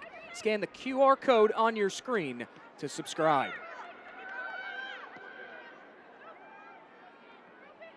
One thing we heard from Heather Stainbrook of Dallas Trinity just before the half when we chatted with her was Dallas looking for more switching passes to rotate Spokane around defensively more in this second half. We are seeing a bit more intentionality in that regard of not just trying to thump direct balls forward, but use those diagonal square balls to create pockets of opening. Well, as we've been seeing, Dallas has been doing a good job of finding their width, and then if it's not on, just being patient enough to work it around and recycle their runs. That's what led to drawing that foul for the penalty kick, actually, for Guidry. Just patience to recycle. There's a great ball in behind from Guidry, touched back toward goal from Strawn, but it'll roll wide. Samar Guidry, how about the effort she's been turning in to start this second half? Very impressive. A lot of flair down the flank for Guidry. This time directing traffic to slip that one through forward to Sealy Strawn. And then Strawn had the right idea for the early service, just no one home on the other end. That's back-to-back times we've seen for Dallas Trinity of a service for, I think it was Lancaster that had the previous one. Strawn that time looking to play that early ball in and no one there on the other side of it. But the ideas are definitely there. Cat Rapp leading the charge now for Spokane. Wanting to play it to Cook in behind, and official will sound the whistle. There was a collision there in front of Tyler McCamey, and the offside flag coming up. Well, this is a good idea as a slip pass was being played into Cook, and then it's again, we've said her name several times now, none other than Samar Guidry, this time on the defensive end, putting in the work, tracking back. We just saw her playing the pass in up higher, and this time now we see defensively, it's Winnie Bellata, that's putting in the work to slide and clear that out. I'm sorry, it was Guidry. Confusion. It happened so fast, I couldn't get a license plate on it. But Guidry now putting in the work defensively, and that's what you want to see from your player. That's not just about getting forward, but also tracking back defensively to help stifle any transition play. That relentlessness is something that is a non-negotiable for Nathan Thackeray. He told us this week that in terms of out of possession, how they want to look defensively, they just want to be relentless, suffocate teams, no breathing room. Eventually, he wants to see them work themselves into an aggressive counter-pressing team. Right now, they're not that high-pressing team that he ultimately aspires them to be. But this defensive work rate this evening has been very stout for the team in maroon and gold. Here is the aforementioned Lancaster now. Definitely suffocating, and it's been translating over to their offense. Here's Strawn, wants the cross, instead blocked out of play, and Lancaster will have the throw for Dallas Trinity, who have had miles of daylight on that right-hand channel. That has been their go-to area since the opening whistle. Remember, in the first half, it was also on that far side, down the left side of their attack, that they were able to find a lot of success, including the goal, and now it's the right side. Offside flag will come up. Strawn just getting in a little early. A good idea there as Cameron Lancaster was looking to just drift wide and try to connect on that through ball. But I do think that for Dallas Trinity, what they're doing well is they're playing very aggressive to anticipate. And when they are winning the ball defensively, they're immediately releasing, giving options, getting into open space, and using that same tempo defensively to help them offensively continue with that same suffocating high energy pressure. Sydney Cheeseman will come on for the first time today. Third appearance of 2025-26.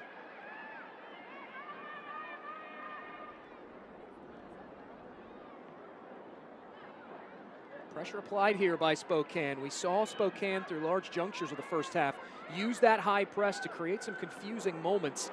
Dallas, though, in terms of, and it's something that Nathan Thackeray identified as a crucial piece today, in terms of that reorganization defensively when turning it over, it's been crisp. Good ball played ahead. Here's Strawn, cuts back inside. Massimo now. Still Massimo, shoveled over. Here's Ubogagu, stopped by Heisey and just cleared out by Charlie Boone. Getting numbers forward. Sealy Strawn, what a game she's putting together. Getting the nod to start today and has been showing so well in open space. I like the idea here. I almost wonder if she could have set that a little bit with less pace so that Lexi Massimo could hit that first time off the layoff. But nonetheless, again, the patience to keep it alive. Corners presented by Cornerstone Bank. Outswinging ball, still pinballing around. Now helped back along and toward goal. Off the post, cleared off the line by Heisey. Maya McCutcheon's chance there for Dallas Trinity. They thought it went in. We're immediately calling for this to be a goal. Lexi Massimo drops his back at the 6. They also wanted a handball here. You saw them initially calling for a handball, and then Sarah Hinson plays that one in, and they thought that when it hit that back post, it crossed the line. So not only do they want a handball for a possible PK, they wanted the goal here, but off of that replay from this angle, I don't know that it didn't look like it crossed the line. Ubogagu puts it in front. A scramble for it. And it's tapped in. It appears as though the official had whistled before Stainbrook pounced on that loose ball, and it is no goal. Lead stays 2-0. I like the fact that Dallas Trinity saw this play all the way through. As we were talking about, one near goal-scoring chance, Chioma Obogugu just slots that one end line, able to get numbers. Cameron Lancaster brought down to her feet. They called that initially. You could see the official there immediately makes the call before Stainbrook's shot. But hey, finish the play all the way through and then complain and figure it out afterwards. But that's back-to-back sequences for Dallas where they were able to get a post away, a maybe offside call away from a third goal.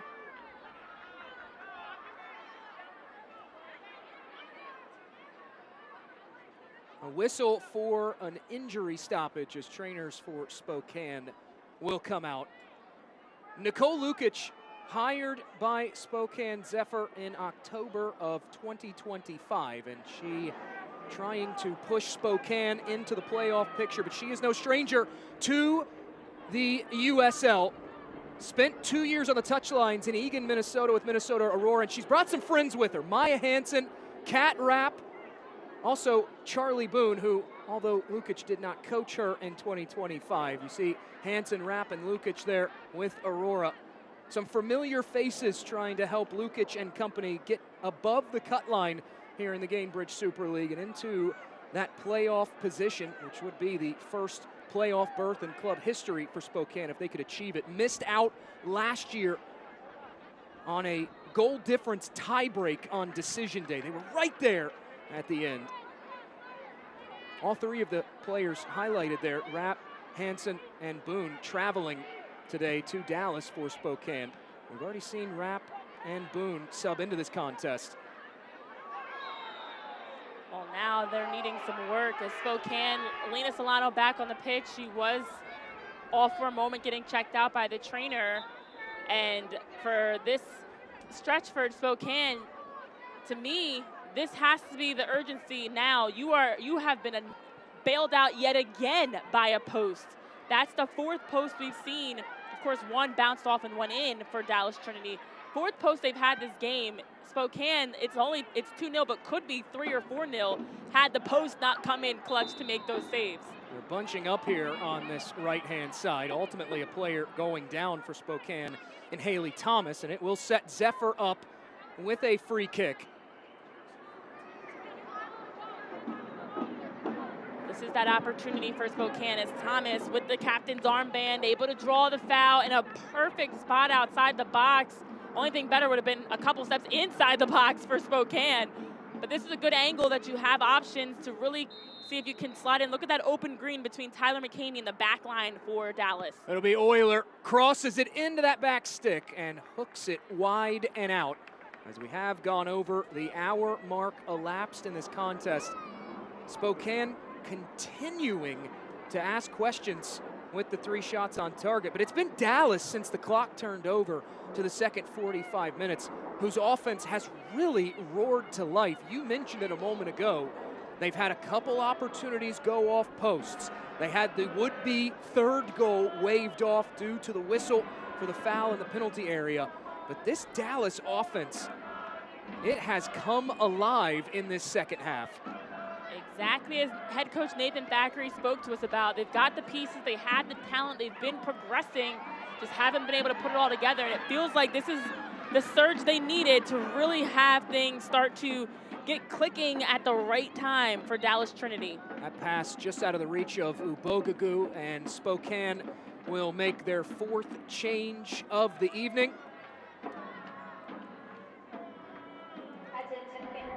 Maya Hansen, the all-time leading scorer in South Dakota State history collegiately, will come on to spell Lena Solano. 5th appearance of the year for Hansen, who was a acquisition by this club after the 2025-26 Gainbridge Super League season had gotten underway. Lena Solano's evening is done. They handcuffed her relatively well up at that single striker position. Yeah, and comes off and gets a bag of ice for her face. She had been having an issue that the trainer was checking out on the pitch. This time they decided to sub her off. We did see her with a couple of good shots and chances for Spokane. Now they need to see who else can help them offensively if they're really going to make a push to get that first. One of the areas that we've seen Dallas exploit more in this second half than what we saw in the first half, it's really two areas. One, they have switched to more of a double pivot using their sixes, and also they are getting, as we look on at Linus Solano putting the ice bag on the head, they are starting to get those outside backs, those fullbacks higher into the attack. That's been a big X factor for them, Jake, because it's just allowed them for Dallas to unbalance Spokane. And when you think about the better chances, it was Sierra Hinson making runs forward. It was Samar Guidry making runs forward, where they're unmarked essentially. It's tough for sometimes forwards don't always track back with you. And now they're just running unmarked into open green to help create a +1 situation. And Dallas has been able to find those players often. It's that type of play right there, though, that Nathan Thackeray is looking for more consistency, because you saw the layoff back, the channels opening up, but just over-hitting that ball and out of the reach of Ubogagu. That is tough. You would love to see that, be able to find her feet, and then you can build off of her. And I think when you look at the better chances that they've had, in fact, both goals came off of finding forwards' feet, letting them hold up play, and then linking with your midfielders or outside backs running underneath. So that definitely is a part of this attack for Dallas Trinity that's been helping them out today. Rep Dallas Trinity FC with the latest kits, scarves, and merch, including the newly released Trinity Flair collection. Visit shop.DallasTrinityFC.com to grab yours and show your colors all season long. An opportunity developing here. It's Strawn. Gives it up. Massimo now on the underlapping run. Massimo's cross cut out by Heisey, who will end the danger. Very encouraging play by Sealy Strawn, such a young talent, and you just see so much promise and opportunity, what she brings to this offense. Not afraid to make the runs. Does a good job of stretching their line, and a lot of these better chances that Dallas has had today have come off of just her movement, creating pockets for teammates to run into. Dallas looking to get out of a winless in 4 stretch as that one goes sailing over the head of Sierra Hinson. Should this result hold, it would do just the trick. Right now, Dallas Trinity mired in the second longest winless, active winless streak rather, in the Gainbridge Super League. Only Fort Lauderdale United has gone longer winless. As Trinity will make 2 changes, including the long-awaited debut of Jasmine Hamid in a Dallas shirt. The future Texas Longhorn, Carolyn Swan, will come on with her, and Jasmine Hamid running on the pitch for the first time during her tenure with Dallas. It was just over 24 hours ago that the news broke that Jasmine Hamid was headed to Dallas, Texas. And here she is on the pitch with her new team. And this is a great opportunity, up 2-0, playing so well to bring in a fresh piece like Hamid. Defender gets her lines wrong, and now Fontenot will run this down. Fontenot couldn't get a proper shot off there, and instead McCamey will sprawl on top of it. That's unfortunate. Fontenot had a good look there. If that pass was not so heavy, she could have probably been able to track it down into a better shooting position. But that's been the difference. Dallas has been able to be more clinical in their execution. Given up inside on the underlapping run here. Stainbrook puts it in front to Hamid. Hamid, the layoff. Strawn goes wide and out. Stay up to date with the Gainbridge Super League. Sign up for the Super Newsletter. Get news about your favorite team and stories from around the league delivered directly to your inbox weekly. Sign up at GainbridgeSuperLeague.com/newsletter. Talk about a great first touch of your tenure with a new club. Jasmine Hamid, her first touch is in the box. Had a chance to maybe try to swing and turn her defender, instead elects to lay it off to Sealy Strawn running underneath. That's exactly, if you're Jasmine Hamid, how you want to start this time. And also for Dallas Trinity, what you want to see her be able to bring immediately when she steps on the pitch. Fontenot looking to play it centrally in the vicinity of Rapp, who's knocked off the ball.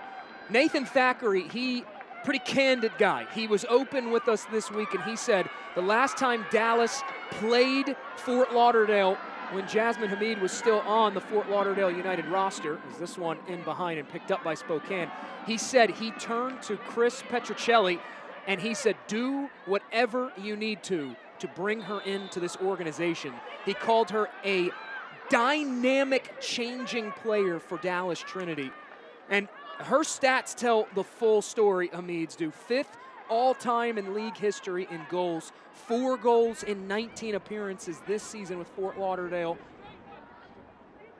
Had 11 last year for Fort Lauderdale United, who romped all the way to the inaugural Gainbridge Super League championship match before falling to Tampa Bay Sun. This is an all-league second-team player that's been named to the team of the month several times. To your point, led the league in scoring last season, has been on a team in Fort Lauderdale that has been struggling, bottom of the standings, and you get her to have an opportunity to move into a team in the fight for the playoff push higher up the standings in Dallas Trinity that's looking for a scorer. That's a recipe for disaster for the rest of the league. Braun rifles this into the spot and grabbed again by McCamey, who has had an excellent day in net for Dallas Trinity, continuing what has been a strong start to her Trinity career. This her 9th appearance of the season since coming over in January of 2026. All of them have been starts, and you can add 3 more saves to her total to run her count to 27 on the year. Right now in line for her 2nd clean sheet. Well, for Tyler McCamey, everything's been in front of her, and that's what Dallas defensively has been able to do a better job of. The chances that she's had, she can see there's not a lot of traffic or chaos or angles on them in the sense of difficulty. So just making things predictable for their goalie, Tyler McCamey, and she's been able to come up big with her 3 saves. Hoofed all the way down. Hamid trying to run it down, and she will, past Charlie Boone. Here's Jasmine Hamid. Cuts it inside. Strawn looking to create space on that outside, but out of the reach of Stainbrook, who will pick the pieces up. Now Stainbrook from distance. That goes sailing high and out. Dallas Trinity FC's next home match at the Cotton Bowl on Sunday, April 19th at 4 p.m. as the club hosts Boots Rodeo, a Texas-themed night celebrating the Lone Star State. Get your tickets now at DallasTrinityFC.com/tickets or by scanning the QR code on your screen. Well, as we have a player down right now for Spokane and Kelsey Euler, the reality for Dallas Trinity offensively is not only does Jasmine Hamid add a tremendous scoring piece, but another piece of depth. I mean, she came in and replaced Chioma Bogugu, who leads the team in assists. You haven't seen Bethany Boss. You haven't seen other players like an Allie Thornton as well. So this team has a marry of riches in the sense of options, whether off the bench starting, that you have extreme depth offensively. Jaskinek looking for the give up inside. Joining the attack now, here's Braun from distance, pushed aside by McCamey. Another fantastic save. Great hands there by Tyler McCamey, as this one was a good slow build-up for Spokane. Well done to open up, get the touch on that shot, and drive that one across, as that was a great shot by Sophia Braun. And then look at Tyler McCamey, the hands there to just punch that one away as that was heading towards that back post. Well done by Braun, and even a better job there by McCamey. This a cornerstone Capital Bank corner. Euler angles that one out. First contact made by Trinity, and now an opportunity here for Henson to spring Dallas free.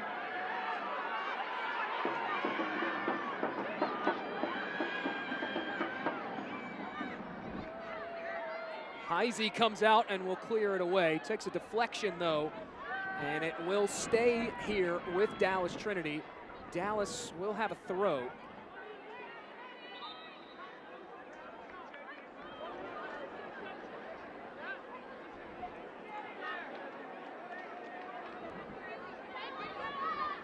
Cheeseman will have the throw for Dallas, who continues to live in this end of things. Since the second half started, they've been on the attack time and again.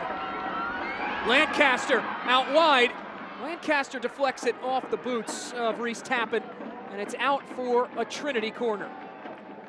Dallas Trinity hungry for goal number 3. You had options here as Cameron Lancaster went springing into open space. You've got Heather Stainbrook, you've got Jasmine Hamid, but they were kind of a bit too close to each other. So they shrunk the field, made it a bit easier for Spokane to defend them. But at least for Lancaster on that attempt, able to get another corner kick out of it. This corner presented by Cornerstone Capital Bank. 5 corner goals this season for Trinity. They'll play the short option into Stainbrook. Still Stainbrook now. Lifts it into a crowd. Glancing header from Henson. And it will roll out for a Spokane throw in. Despite the ending to that buildup, Dallas, they've been executing at such a high level in this second half offensively. Definitely. It's been looking really good. Just seamless buildups. The fluidity of their passing, the way that they're moving off of each other, it's very cohesive. The timing of the runs and the pass, and that takes time to build, to learn each other, to figure out tendencies. And so definitely seeing a difference. I mean, I just did their previous game, and to see from that game on Tuesday to today already, you can see a massive difference. And that's what head coach Nathan Thackeray has spoken about. The progression they're making that we don't always see playing out in results, but they're seeing behind the scenes, and that's what's helped with the belief and the play today. Thackeray said it starts with the training environment. They train like they're on an 8-match win streak. Meanwhile, here's Fontenot. She's tangled up there, and it will be a whistle.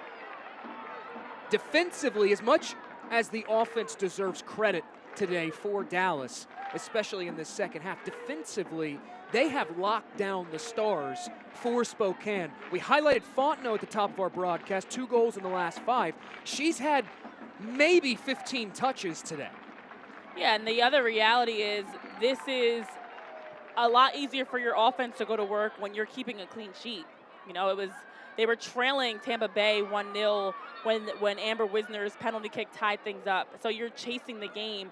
And so it definitely helps defensively when you're getting stops, because that's something your team can build off of. Now they see your defense, your goalie and Tyler McCamey doing all they can to stifle the chances for Spokane, and then it gives you the confidence to take care of business the other way. Here is Spokane the other way, and promptly thumped away from Zephyr.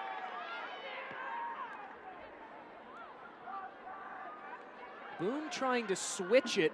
Jaskinek thought it was hers. So did Allie Cook. They both laid off of it, and instead it ends up being a turnover. Change of possession will occur via that turnover and this throw in. The Dallas Trinity fans, well, they have made their presence known all evening here inside the Cotton Bowl. They've had a lot to cheer about. Boone, she'll float this one along. Instead headed back away by Trinity. Stainbrook, who goes down, a bit too heavy of a touch there from Celie Strawn. Well, the other thing for Dallas Trinity specifically is this is the first time in 3 games they went into halftime leading.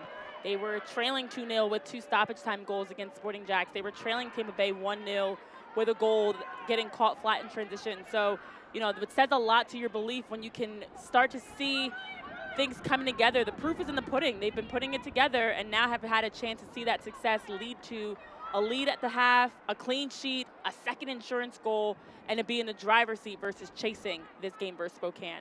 Wisner's clearance will concede another corner to the visitors from the Pacific Northwest.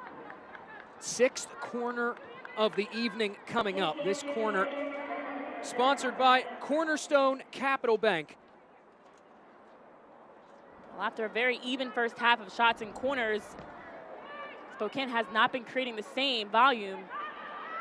First contact made by Dallas Trinity. Hansen will pick things up. Now Hansen wants the second ball in, headed toward goal. There is a whistle though. That ball appeared to cross the end line, and the officials concur. That would have been Spokane's 3rd shot of this half. It's definitely been a bit more difficult for them to generate chances offensively in the second half.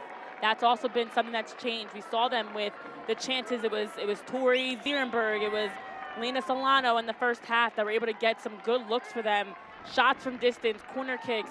They haven't been able to bring as much of that assertiveness and aggression offensively in the second half.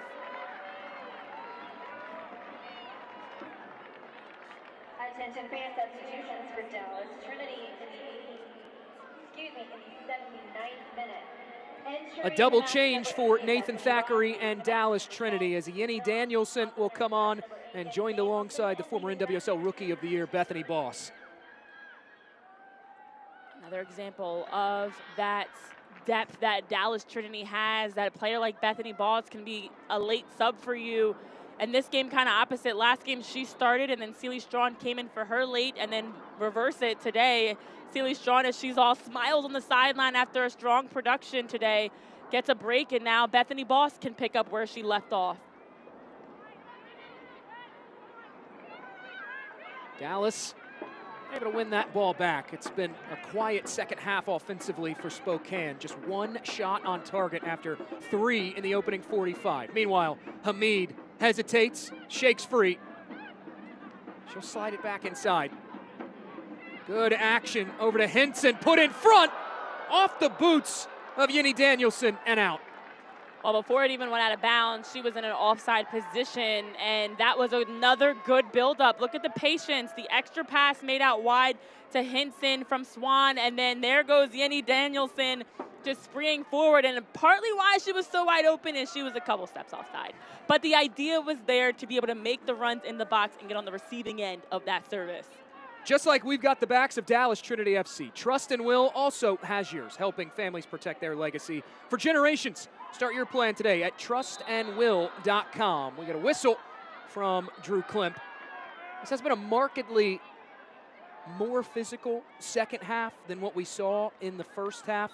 Really wasn't a very physical first half, and a lot of that likely stems from Spokane pressing a little bit more, feeling a little bit more nervous as they get closer to this full 90, having not put a goal in the back of the net. And more urgency as they're chasing the game, so you might be a bit more aggressive trying to win the ball back. I mean, that's what led to the second goal for Dallas Trinity, a penalty kick. And we saw the amount of times even a player like Samar Guidry, who drew the PK but drew a number of fouls on that right side and when she was on the pitch for Dallas Trinity. So definitely this is where it's frustration, it's hunger to try to get a goal, and it's the reality that you're down now 2-0 as time is ticking off the clock in a game that both teams knew they had to come in and take care of business. McCamey will boot this one forward to get play back going.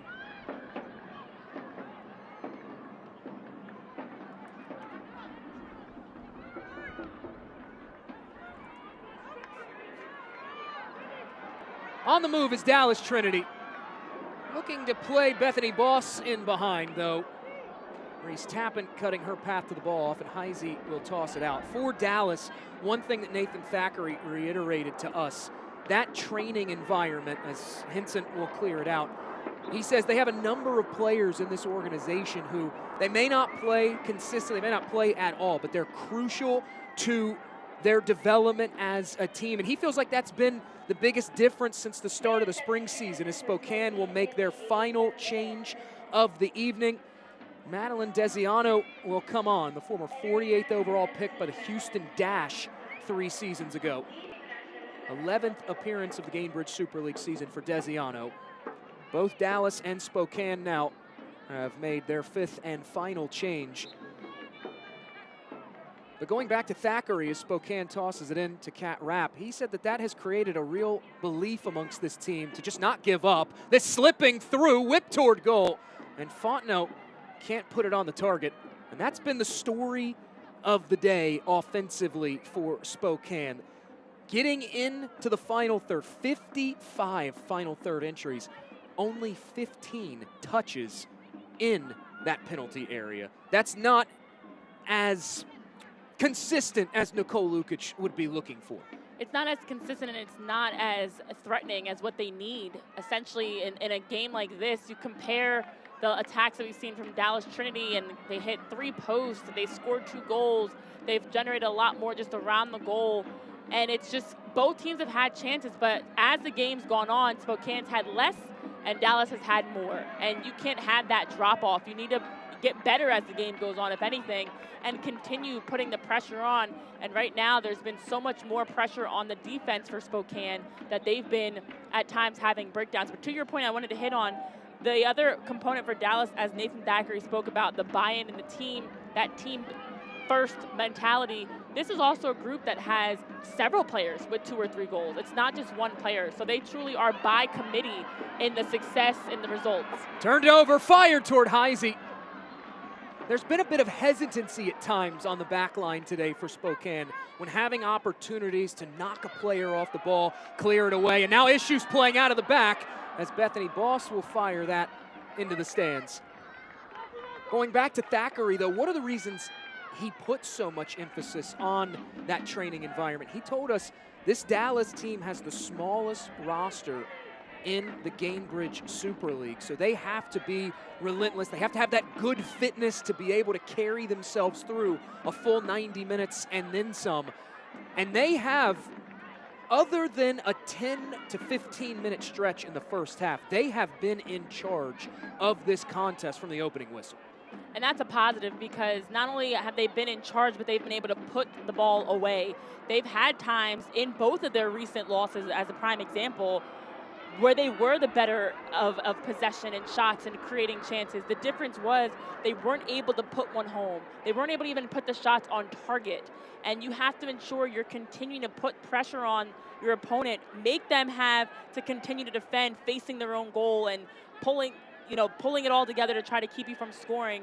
And today they've been doing a better job of creating more threatening looks, getting numbers forward, and then also maximizing to put those chances away. Vincent will run that down on the near touchline. Here's Hamid.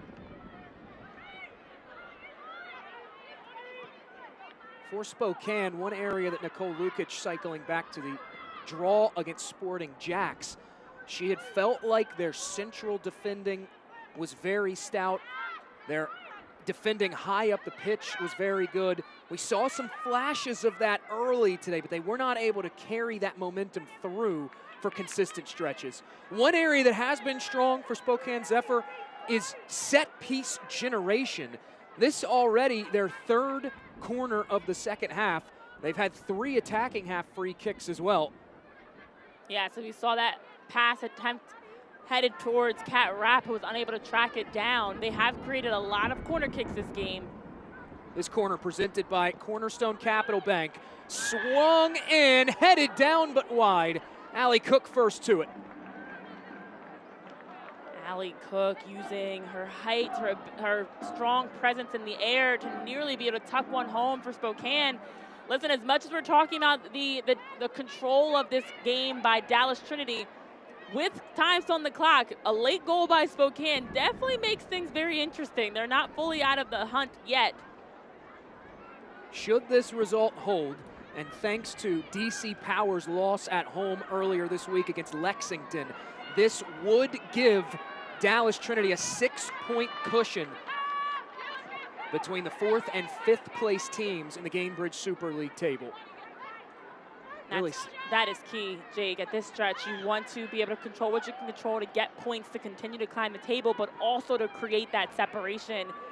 We know how things come down to the final wire decision day for this league, and you want to make sure you're doing all you can to put yourself in a prime position to be above that playoff line. Spokane knows almost better than anybody how tight things can come down on that decision day. Narrowly missing the playoffs last year as Boone will funnel it forward. Slid inside, put toward goal, and it's in! A lifeline for Spokane Zephyr, 2-1.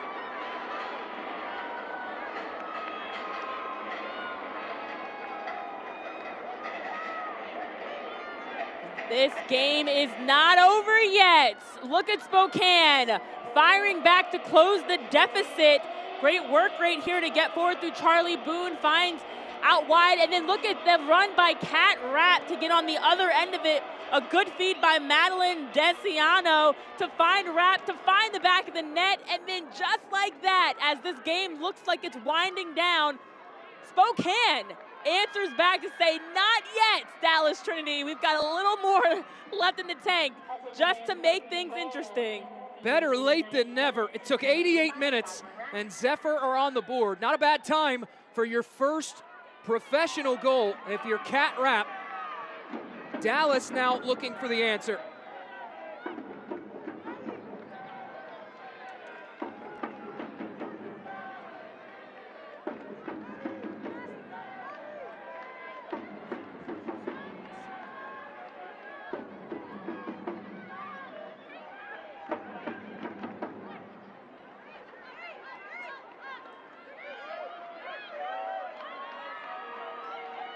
Lancaster will pull that one out of play, and it will give Hope Heisey a goal kick. Suddenly, a little bit of momentum here for Spokane. We've seen them throughout this contest try to use those flanks, whip those balls back in. It's something that Nicole Lukic said ultimately they want to be more of a possession-oriented team when things are all clicking. That possession orientation finally coming into play as Bethany Boss will head to the corner flag and try to just bleed some more clock. And rightfully so. This is the time to just use that clock to your advantage because Spokane is definitely firing away after that goal to see if they can get an equalizer. So Dallas has to manage this game. You want to continue to do all you can to run time off that clock. 3 minutes of stoppage time here at the end of this full 90. A chance if you're Spokane to peg one more goal back, and if you're Dallas, what had been a match that they had controlled for almost 75 full minutes suddenly has a bit of a feeling like you're just trying to hang on for this result. Hamid able to settle through traffic. Well, that's how it goes for Dallas Trinity. They had chances to take this lead up to 3 maybe. Running in behind, it's Danielson now. Defender goes down, Yeni Danielson puts it away!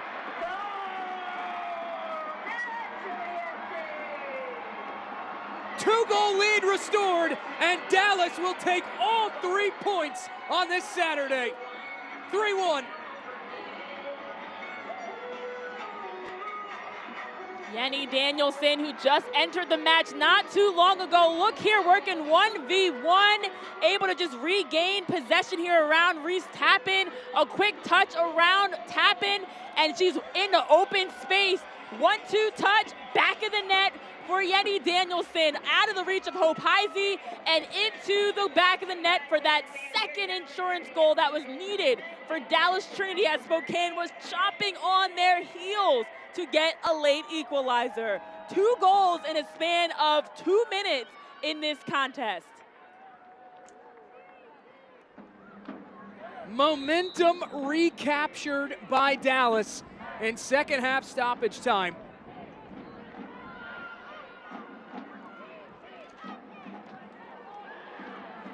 A bit of a collision there over on that far ad board, and Spokane will have the throw. That's something that Nicole Lukic talked about with us this week. That idea that Spokane needs to show a little bit more poise, a little bit more calmness when getting in the moments after scoring a goal.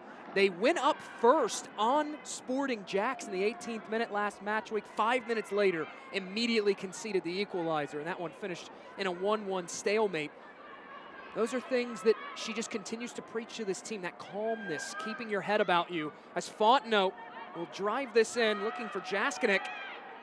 Falls to Boone now. Boone puts it toward goal, and it deflects ultimately out of play. Well, that's key, Jake, that you mentioned, because it was in the 87th minute that Kat Rapp scored off the feed from Madeline Desiano, and just about 3 minutes exactly later, it was Tyler McCamey who actually gets booked for the assist, that in transition is able to catch Spokane flat, find Yeni Danielson, and they extend their lead back to 2. There is the whistle.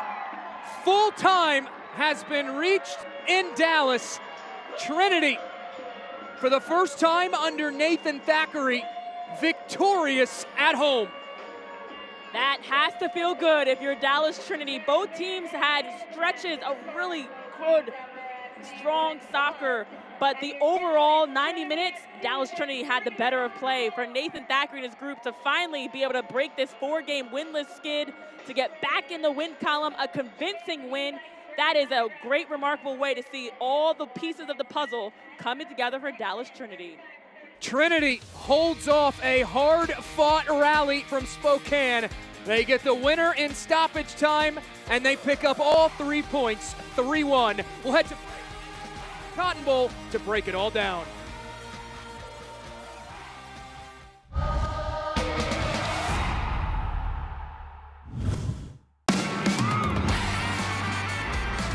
Dallas Trinity FC is built for this city. Catch every match free over the air on KFAA 29 and streamed live on WFAA+. All the energy in action. Come see us at the Cotton Bowl or watch us play on KFAA 29 and WFAA+. Join us every match, every moment. We'll see you on the pitch. Great work starts with a great workspace. That was the idea behind the original Veridesk, and it's the inspiration behind everything we do. From our latest standing desks and ergonomic seating to free shipping and fast assembly. We create a workspace that works for you, so you can feel your best and do your best. Start your office upgrade today. Sport is for everyone, but too often, the moment slips away. Here Sport brings live, audio-described, multilingual commentary straight to your phone. So every play, every call, and every cheer is there for everyone. Trusted by clubs and fans, simple, instant, and accessible. Here Sport, live sport.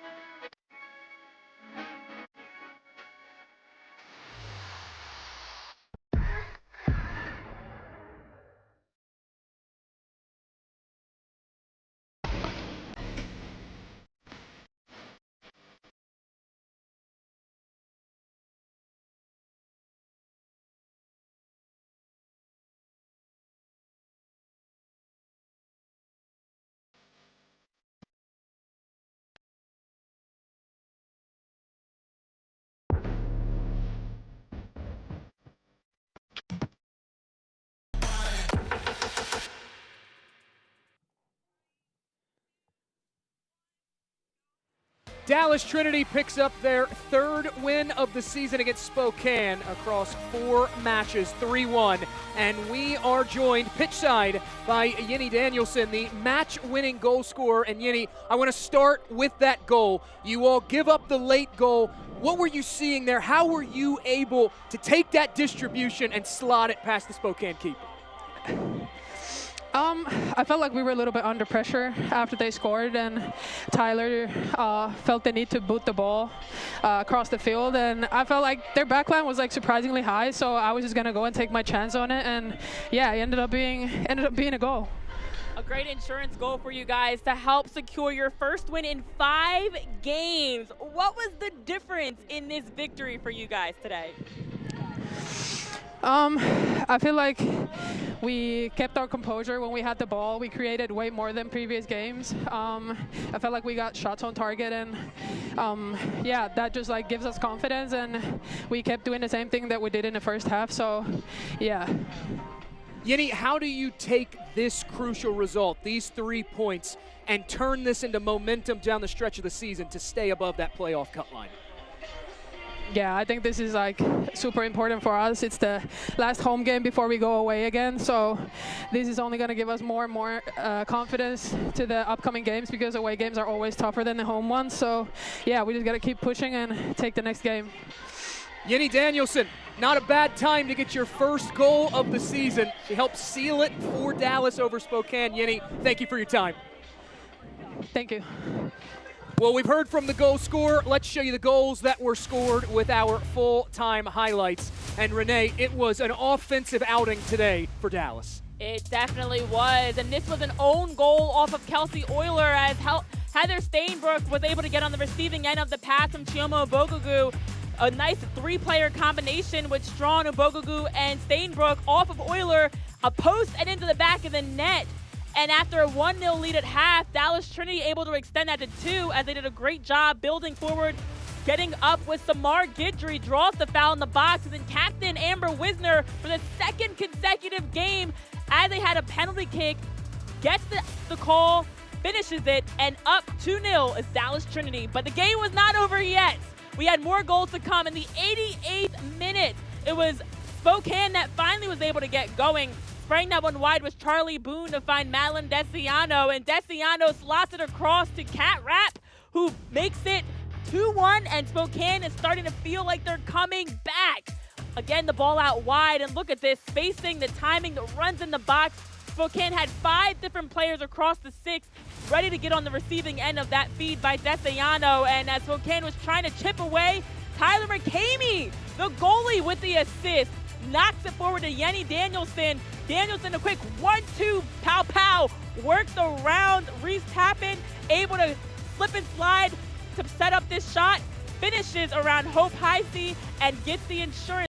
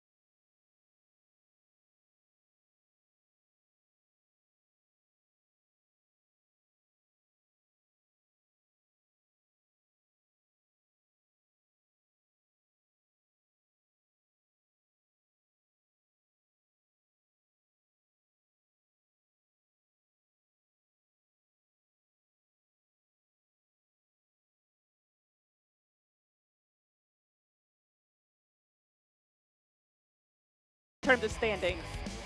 Dallas Trinity victorious on this match week 25 Saturday. They get a goal in the first half and 2 in the second to win it. 3-1 for producer Maria Ringo, my partner Renee Washington, and the rest of our broadcast team. I'm Jake Griffith saying so long from the historic Cotton Bowl. Dallas Trinity, their first win in 4 matches. This copyrighted telecast of the United Soccer League cannot be retransmitted, rebroadcast, or reproduced without the express written consent of the United Soccer League.